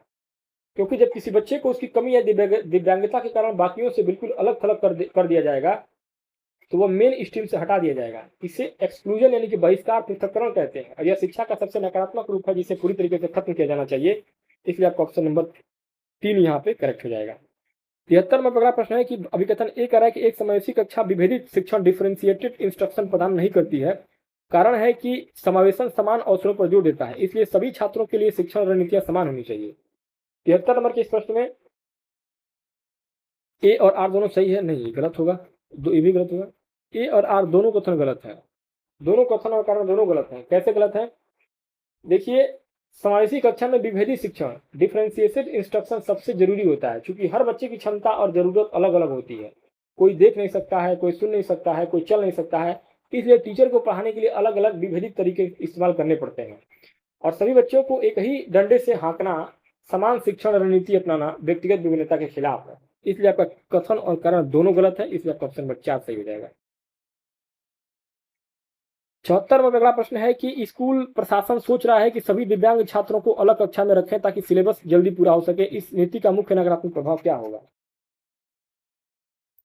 ऑप्शन नंबर सेकंड से हो जाएगा, ऑप्शन नंबर सेकंड से हो जाएगा। सामाजिक अलगाव और आत्मसम्मान की कमी हो जाएगी, ऑप्शन नंबर सेकंड से होगा। क्यों? देखिए, अगर दिव्यांग बच्चों को अलग कक्षा में बैठा दिया जाएगा तो उनके मन में हीन भावना आ जाएगी और उनका आत्मसम्मान गिर जाएगा, क्योंकि वे बाकियों जैसे नहीं है। साथ ही वे समाज से कट जाएंगे क्योंकि वे सामान्य बच्चों के साथ घुल मिल नहीं पाएंगे। इसलिए आपका ऑप्शन नंबर 2 यहाँ पे करेक्ट हो जाएगा। 75 कह रहा है कि अधिगम अक्षमता लर्निंग डिसेबिलिटी के संदर्भ में कौन सा कथन सही है। तो यहाँ पे आपका क्वेश्चन नंबर 4 से हो जाएगा। अधिगम अक्षमता पर मस्तिष्क संबंधी और पर्यावरणीय दोनों कारकों का प्रभाव होता है। ऑप्शन नंबर आपका 4 सही होगा। इसलिए होगा क्योंकि देखिए डिसलेक्सिया, डिस्ग्राफिया या ऑटिज्म जैसी अधिगम अक्षमताएं लर्निंग डिसेबिलिटी न्यूरो डेवलपमेंटल मस्तिष्क या नाड़ी तंत्र से जुड़ी होती हैं, जो जन्मजात आनुवंशिक भी हो सकती हैं, और इसके साथ साथ इन्हें पर्यावरण यानी कि माहौल भी प्रभावित करता है। सभी छात्र एक जैसे नहीं होते हैं, किसी को पढ़ने में दिक्कत होती है तो किसी को गणित में, इसलिए एक समान रणनीति हमेशा काम नहीं आती है। इसलिए आपका ऑप्शन नंबर 4 यहाँ पे करेक्ट हो जाएगा। नेक्स्ट आगे क्वेश्चन नंबर 76। प्रीति व्यवहारात्मक क्रियाओं को बार बार दोहराती है, रिपीटेटिव बिहेवियर, और समाज लोगों से बातचीत, आंखें मिलाना में असमर्थ है, यह किस दिव्यांगता की पहचान है। तो यहाँ आपका ऑप्शन नंबर 3 से हो जाएगा, ऑटिज्म स्पेक्ट्रम डिसऑर्डर, स्वलीनता। स्वलीनता होगा। क्यों होगा स्वलीनता? क्योंकि स्वलीनता ऑटिज्म से ग्रसित बच्चे स्व यानी खुद में लीन रहते हैं। इनकी दो सबसे बड़ी विशेषताएं होती हैं। सबसे पहला कि सामाजिक संवाद में कमी, लैक ऑफ सोशल कम्युनिकेशन। वे दूसरों से घुल मिल नहीं पाते हैं, नजरें आई कांटेक्ट नहीं मिलाते हैं और अपनी भावनाएं व्यक्त नहीं कर पाते हैं। व्यवहार दोहराना, रिपीटेटिव बिहेवियर, यानी कि वे एक ही काम जैसे कि एक ही तरीके से हाथ हिलाना या गाड़ी चलाना बार बार करते हैं। ये अपने डेली रूटीन दिनचर्या को सख्ती से मानते हैं और उसमें बदलाव पसंद नहीं करते हैं। ये ऑटिज्म वाले विद्यार्थी होते हैं। इसलिए आपका ऑप्शन नंबर 3 यहाँ पे करेक्ट हो जाएगा। 77 कह रहा है कि निम्नलिखित में से कौन सी बातें अधिगम अक्षमता वाले छात्र की समान विशेषता है। ए, पढ़ते समय शब्द या पंक्तियां छोड़ देना। बी, वर्तनी स्पेलिंग में गलतियां करना। सी, गणितीय समस्या में लगातार गलतियां न करना। यहाँ आपका ऑप्शन नंबर 3 से हो जाएगा, ए और बी। ए और बी, ए और बी। क्यों? क्योंकि ए सही है, पढ़ते समय शब्द छोड़ देना या उल्टा पढ़ना डिसलेक्सिया का लक्षण है। बी सही है क्योंकि स्पेलिंग गलत लिखना या गंदी हैंडराइटिंग डिस्ग्राफिया का लक्षण है। सी विकल्प इसलिए गलत है क्योंकि गलतियां न करना, जबकि अधिगम अक्षमता जैसे कि डिस्कैलकुलिया वाला बच्चा गणित में लगातार गलतियां करता है। तो ए और बी आपका जो है वो राइट आंसर हो जाएगा। क्वेश्चन नंबर 78, 78 नंबर पर अगला क्वेश्चन पूछा गया है कि दिव्यांगता और सहायक तकनीकी असिस्टिव टेक्नोलॉजी का कौन सा मिलान सही है। ए, सुनने में कठिनाई साइन लैंग्वेज। बी, देखने में कठिनाई स्पर्श सामग्री। सी, गतिशीलता में कठिनाई लोकोमोटर यानी कि व्हील चेयर। 78 नंबर के प्रश्न में आपका ए, बी और सी तीनों सही होगा। ऑप्शन में आपका 4 सही हो जाएगा। क्यों? क्योंकि एक समावेशी कक्षा इंक्लूसिव क्लास में शिक्षक को बच्चों की अक्षमता के अनुसार सहायक उपकरण असिस्टिव टेक देना चाहिए। जो सुन नहीं सकता है जैसे कि बधिर है, उसे इशारों की भाषा यानी कि साइन लैंग्वेज से पढ़ाया जाए। जो देख नहीं सकता है, दृष्टिबाधित है, उसे छू करके महसूस करने वाली किताब यानी कि टैक्टाइल यानी कि ब्रेल लिपि या ऑडियो बुक्स दिया जाए। जो चल फिर नहीं सकता है, लोकोमोटर है, उसे व्हील चेयर या रोड रैंप या स्टैंडिंग फ्रेम दिया जाए। ये आपका ऑप्शन नंबर 4 से हो जाएगा। 79 कह रहा है कि एक बच्चा निर्देशों को समझने में कठिनाई महसूस कर रहा है और अपने विचार स्पष्ट रूप से बोलकर व्यक्त नहीं कर पा रहा है। लैंग्वेज डिसऑर्डर है। उसकी गणितीय और लिखने की क्षमता समान है। उसे क्या समस्या है? उसे जो समस्या है वो है आपका ऑप्शन नंबर 4, डिस्फेजिया। क्यों होगा? देखिए, जब बच्चे को भाषा को समझने और बोलकर अपने विचार व्यक्त करने में दिक्कत आती है तो हकलाना या शब्द भूल जाना, उसे मनोविज्ञान में डिस्फेजिया या अफेजिया कहा जाता है। क्योंकि गणित और लिखना सामान्य है, इसलिए डिस्कैलकुलिया डिस्ग्राफिया नहीं होगा। यहाँ पे आपका डिस्फेजिया होगा। तो ऑप्शन नंबर आपका 4 सही हो जाएगा। आगे 80 नंबर पे अगला क्वेश्चन है कि आर्यन व्हील चेयर का उपयोग करता है, उसके सफल समावेशन में कौन सी व्यवस्था बाधा उत्पन्न करेगी जिसे टाला जाना चाहिए। तो यहाँ आपका ऑप्शन नंबर 4, कक्षा, पुस्तकालय और विज्ञान प्रयोगशाला को ऊपरी मंजिल पर रखना। ऑप्शन नंबर आपका 4 सही होगा क्योंकि आर्यन व्हील चेयर पर है, लोकोमोटर डिसेबिलिटी है। ऐसे बच्चे के लिए सबसे बड़ी बाधा है, बैरियर है, सीढ़ियाँ होती है। अगर स्कूल की लाइब्रेरी या लैब ऊपरी मंजिल पर होगी और लिफ्ट नहीं होगा तो वह वहां नहीं जा पाएगा। एक समावेशी स्कूल को हमेशा ऐसे बच्चों की कक्षाएं ग्राउंड फ्लोर पर ही रखनी चाहिए। इसलिए आपका ऑप्शन नंबर 4 सही रहेगा। 81 कह रहा है कि समावेशी शिक्षा के अंतर्गत कौन सा युग्म दिव्यांगता और उपयुक्त सहायक व्यवस्था का सही मिलान है। तो यहाँ आपका ADHD, छोटे कार्य देना और बार बार विराम ब्रेक देना। ठीक है, ऑप्शन नंबर आपका पहला सही होगा। क्यों ADHD क्यों सही होगा? क्योंकि एडीएचडी वाले बच्चे का ध्यान बहुत जल्दी भटकता है और वो बहुत ज़्यादा एक्टिव रहता है। ऐसे बच्चों को एक साथ बड़ा काम देने के बजाय काम को छोटे छोटे टुकड़ों में बांट कर देना चाहिए और बीच बीच में थोड़ा सा ब्रेक देना चाहिए, क्योंकि यह जो है ऑप्शन नंबर पहला सही हो जाए, क्योंकि इसमें सही मिलान पूछ रहा था, तो यही आपको बिल्कुल सही मिलान है। बाकी सेरेब्रल पाल्सी में क्या है, सेरेब्रल पाल्सी में शरीर पर कंट्रोल नहीं रहता है, तो वह तेज नहीं लिख पाता है। डिस्ग्राफिया वाले को लिखने में ही दिक्कत है, तो उसे लंबा लिखवाना गलत होगा। और बौद्धिक अक्षमता वाले बच्चे का दिमाग कमजोर होता है, तो वह अमूर्त चीजें नहीं समझ सकता है। ठीक है, तो आपका ऑप्शन बच्चा पहला यहाँ पे करेक्ट हो जाएगा। आगे 82 82 82 कह रहा है कि एक शिक्षिका अपनी कक्षा में दिव्यांग विद्यार्थियों के लिए सीखने का अनुकूलन और प्रेरक वातावरण बनाना चाहती है। सबसे उपयुक्त तरीका क्या है? सबसे उपयुक्त तरीका क्या है? ऑप्शन नंबर 4 है पाठ्यक्रम में उपयुक्त और यथोचित समायोजन करना, एकोमोडेशन और मॉडिफिकेशन करना, ताकि वे सक्रिय रूप से सीख सके। Option number 4। क्यों? क्योंकि बाल केंद्रित शिक्षा का नियम है कि बच्चे के लिए सिस्टम को बदलो, सिस्टम के लिए बच्चे को नहीं। इसलिए पाठ्यक्रम सख्त नहीं बल्कि लचीला होना चाहिए। शिक्षिका को पाठ्यक्रम में ऐसे यथोचित समायोजन करने चाहिए जो बच्चे की अक्षमता के अनुकूल हो। इसलिए आपका ऑप्शन नंबर 4 यहाँ पे करेक्ट हो जाएगा। 83 कह रहा है कि अधिगम की विशेषताओं के संदर्भ में कौन सा कथन सही है? ए, अधिगम लक्ष्य निर्देशित होता है। बी, अधिगम से व्यवहार में अपेक्षाकृत अस्थायी परिवर्तन होता है। सी, अधिगम एक निष्क्रिय प्रक्रिया है। और डी, अधिगम सामाजिक अंतःक्रिया से प्रभावित होता है। यहाँ 83 नंबर के प्रश्न में आपका option number 3 A, B, D, A, B और डी सही होगा, सी गलत होगा। कैसे? देखिए, ए सही है क्योंकि हम कुछ भी बिना लक्ष्य के नहीं सीख सकते हैं, जैसे कि सीटेट पास करना क्या है? लक्ष्य है। बी सही है, सीखने के बाद हमारे व्यवहार में जो बदलाव आता है वह लंबे समय तक अस्थायी रहता है, तो बी भी सही है। और सी इसलिए गलत है क्योंकि हम समाज और लोगों से बातचीत करके बहुत कुछ सीखते हैं। सॉरी, सी इसलिए गलत है क्योंकि अधिगम एक सक्रिय प्रक्रिया है, बच्चा निष्क्रिय बैठ करके नहीं सीख सकता है, तो सी गलत होगा। और डी इसलिए सही है क्योंकि हम समाज और लोगों से बातचीत करके बहुत कुछ सीखते हैं। इसलिए आपका ऑप्शन नंबर 3 यहाँ पे ए, बी, डी करेक्ट हो जाएगा। आगे 84 कह रहा है 84 कि निम्नलिखित में से कौन से कारक सीखने को प्रभावित करते हैं? तो प्रभावित करते हैं, विद्यार्थियों की प्रेरणा भी प्रभावित करता है, विद्यार्थियों का परिपक्वता स्तर भी, शिक्षक की रणनीतियां, उपयुक्त सभी। ऑप्शन नंबर आपका डी से हो जाएगा, उपयुक्त सभी। क्योंकि बच्चे की लर्निंग पर व्यक्तिगत और पर्यावरणीय दोनों कारकों का प्रभाव पड़ता है। अगर बच्चा मोटिवेटेड नहीं है या वह दिमागी रूप से परिपक्व नहीं है तो वह नहीं सीखेगा। इसी तरह अगर टीचर को पढ़ाने का तरीका बोरिंग है तो भी बच्चा नहीं सीखेगा। तो सभी कारक जो है वो सही है, इसलिए आपका ऑप्शन नंबर 4 उपयुक्त सभी आपका करेक्ट हो जाएगा। 85 कह रहा है कि एक शिक्षक छात्र को पूर्व रिकॉर्ड किया हुआ व्याख्यान रिकॉर्डेड लेक्चर देता है जिसे छात्र अपनी गति और समय के अनुसार कभी भी देख सकता है। यह किस प्रकार के अधिगम को दर्शाता है? इसको बोलते हैं asynchronous learning. Asynchronous learning option number 2। क्योंकि देखिए, इसमें आपका सिंक्रोनस लर्निंग समकालिक, जब टीचर और स्टूडेंट एक ही समय पर मौजूद हो, जैसे कि लाइव क्लास, वीडियो कॉल या फोन कॉल, इसमें तुरंत फीडबैक मिलता है। बाकी असिक्रोनस लर्निंग में यानी कि असमकालिक, यानी कि जब बच्चा अपने समय और गति के अनुसार पढ़ता है, इसमें तुरंत फीडबैक नहीं मिलता है, जैसे कि रिकॉर्डेड वीडियो या ईमेल या किताबें। तो ऑप्शन आपका सेकंड यहाँ पे करेक्ट हो जाएगा। आगे 86 नंबर पर अगला क्वेश्चन है कि universal design for learning UDL जो बाल केंद्रित शिक्षा का समर्थन करता है, निम्नलिखित में से किस पर जोर नहीं देता है?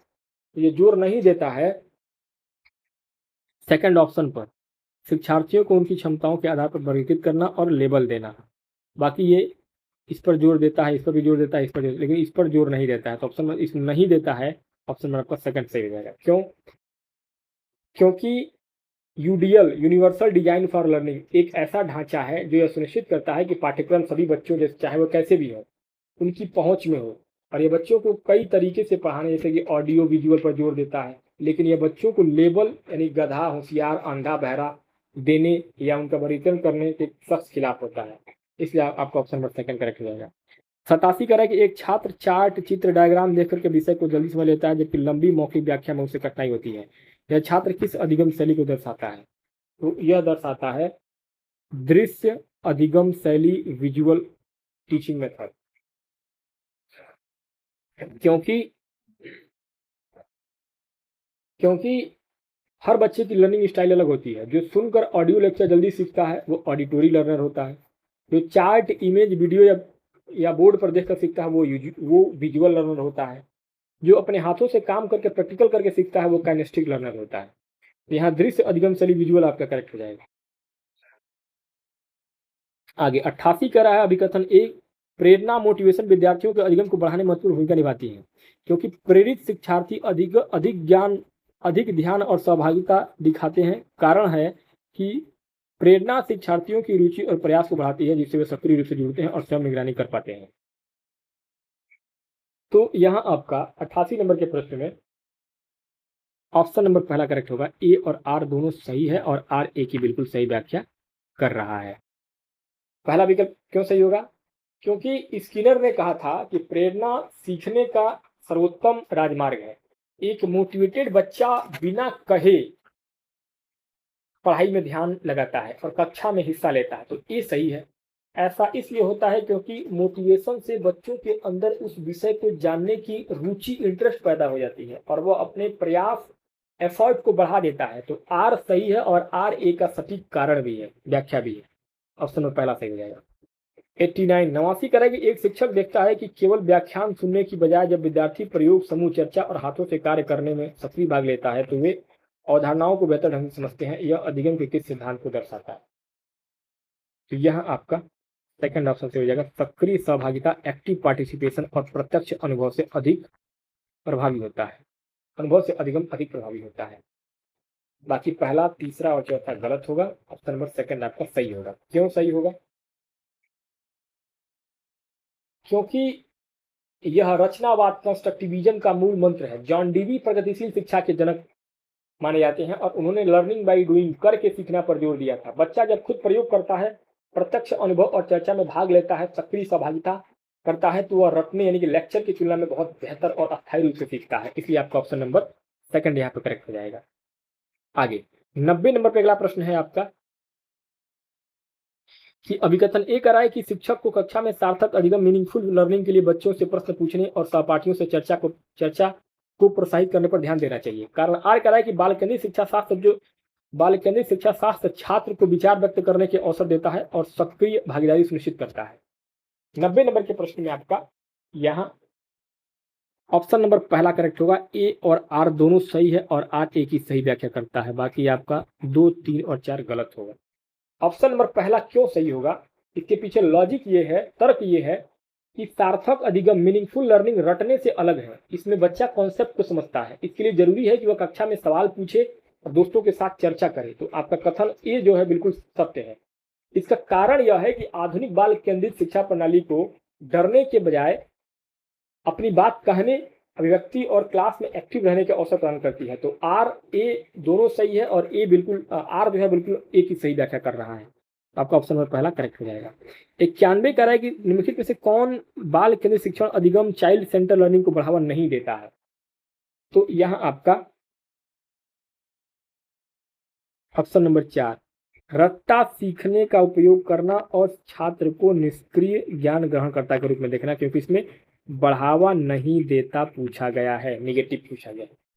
देखिए, बाल केंद्रित शिक्षा पूरी तरीके से बच्चे को सक्रिय मानती है। बच्चे को रटवाना या उन्हें केवल एक खाली बर्तन, निष्क्रिय मानना व्यवहारवाद या शिक्षक केंद्रित शिक्षा की निशानी है। यह प्रगतिशील और बाल केंद्रित शिक्षा का घोर उल्लंघन है। इसलिए आपका ऑप्शन नंबर 4 सही होगा, क्योंकि इसमें नहीं पूछा गया था। आगे 92 नंबर पर अगला प्रश्न पूछा गया है 92, प्रतिभाशाली बच्चा, गिफ्टेड चिल्ड्रेन के संदर्भ में से कौन सा कथन सही नहीं है, यानी कौन सा कथन गलत है? तो यहाँ आपका इन्हें औसत दर्जे के काम को या चुनौतीपूर्ण, ये तो आपका पॉजिटिव वर्ड हो जाएगा। प्रतिभाशाली छात्र अन्य छात्रों की तुलना में अपेक्षाकृत उन्नत गति से सीखते, ये भी पॉजिटिव वर्ड है। इनमें उच्च क्रम चिंतन कौशल होता है, ये भी पॉजिटिव वर्ड है। प्रतिभाशाली बच्चे निश्चित रूप से शैक्षणिक, सामाजिक और भावनात्मक सभी क्षेत्रों में उत्कृष्ट प्राप्त करते हैं, ये आपका नेगेटिव वर्ड है और यही आपका राइट आंसर होगा, क्योंकि कथन सही नहीं पूछा गया था। ऑप्शन नंबर आपका 4 जो है आपका करेक्ट होगा। क्यों?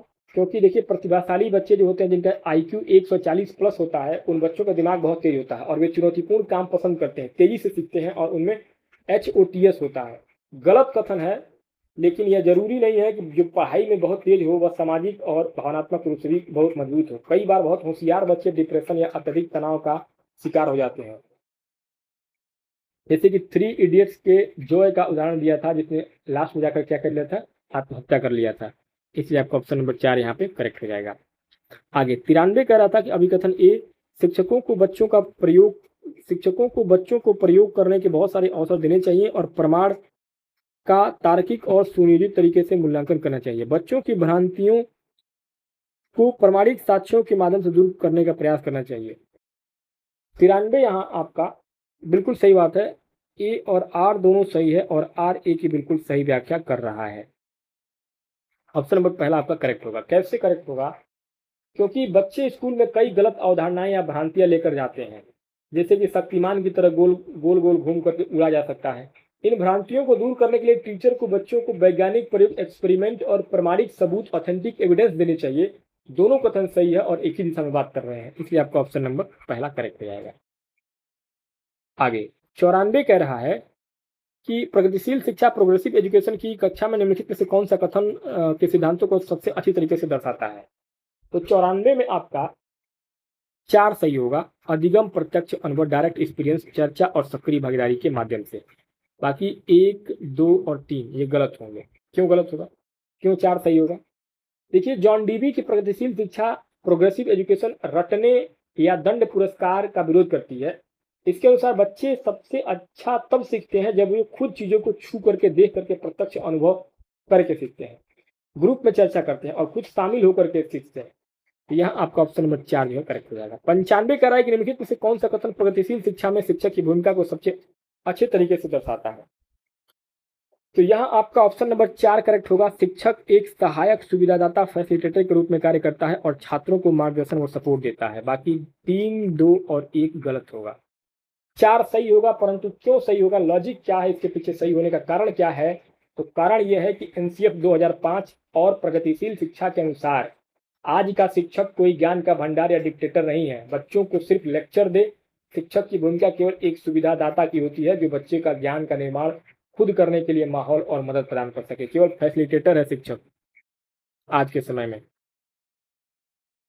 96 कह रहा था कि रोहित अपनी परीक्षा में फेल हो जाता है और सोचता है कि मैं फेल हुआ क्योंकि मेरी क्षमता नहीं है। वो अपनी क्षमता को स्थिर इंटिटिव व्यू ऑफ एबिलिटी मानता है, जो प्रयास से नहीं बदल सकती है। वो सबसे अधिक संभावित रूप से क्या अनुभव करेगा?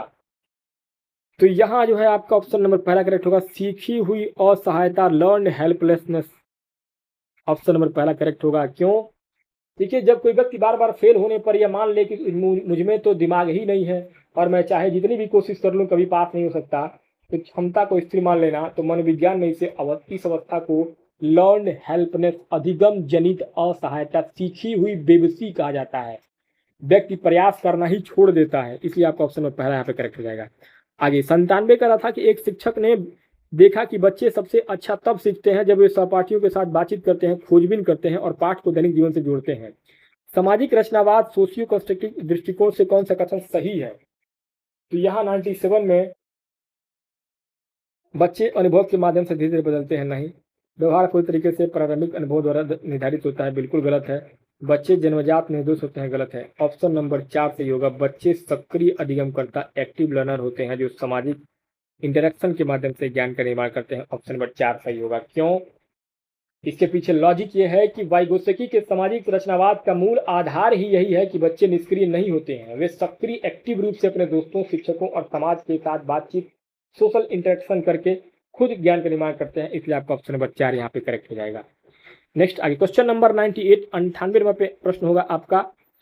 कक्षा में मीरा को एक सरल विद्युत परिपथ, इलेक्ट्रिक सर्किट बनाने के लिए विभिन्न सामग्री दी गई। शिक्षक उसे सीधे चरण नहीं बता रहा है, बल्कि मीरा स्वयं जोड़ तोड़ करके और प्रयोग करके समझ रही है कि परिपथ कैसे कार्य करता है। यह स्थिति अधिगम के किस सिद्धांत को दर्शाती है?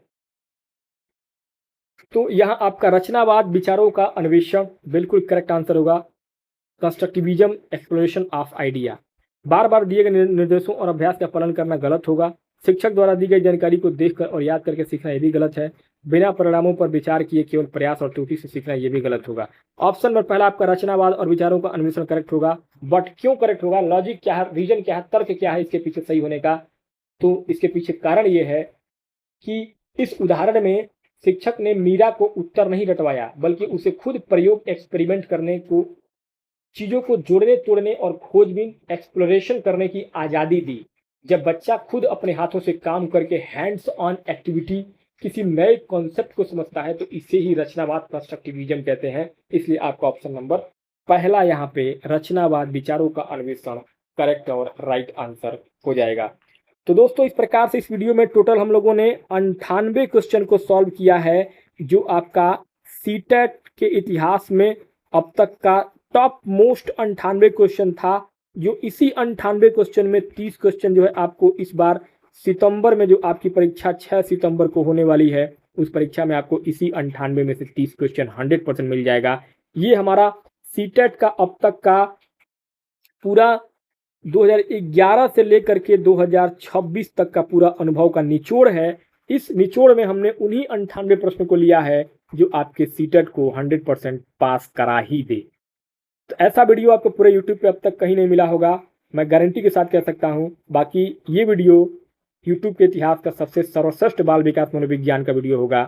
वीडियो अच्छा लगा हो तो वीडियो को लाइक कीजिएगा, चैनल पर पहली बार आए हो चैनल को सब्सक्राइब कीजिएगा। बाकी ऐसे ही मैराथन क्लास और सीटेट की संपूर्ण तैयारी के लिए हमारे चैनल को सब्सक्राइब कर सकते हैं, फॉलो कर सकते हैं। मिलते हैं नेक्स्ट वीडियो में नए महामैराथन क्लास के साथ, नए सब्जेक्ट के साथ। तब तक के लिए बहुत बहुत धन्यवाद।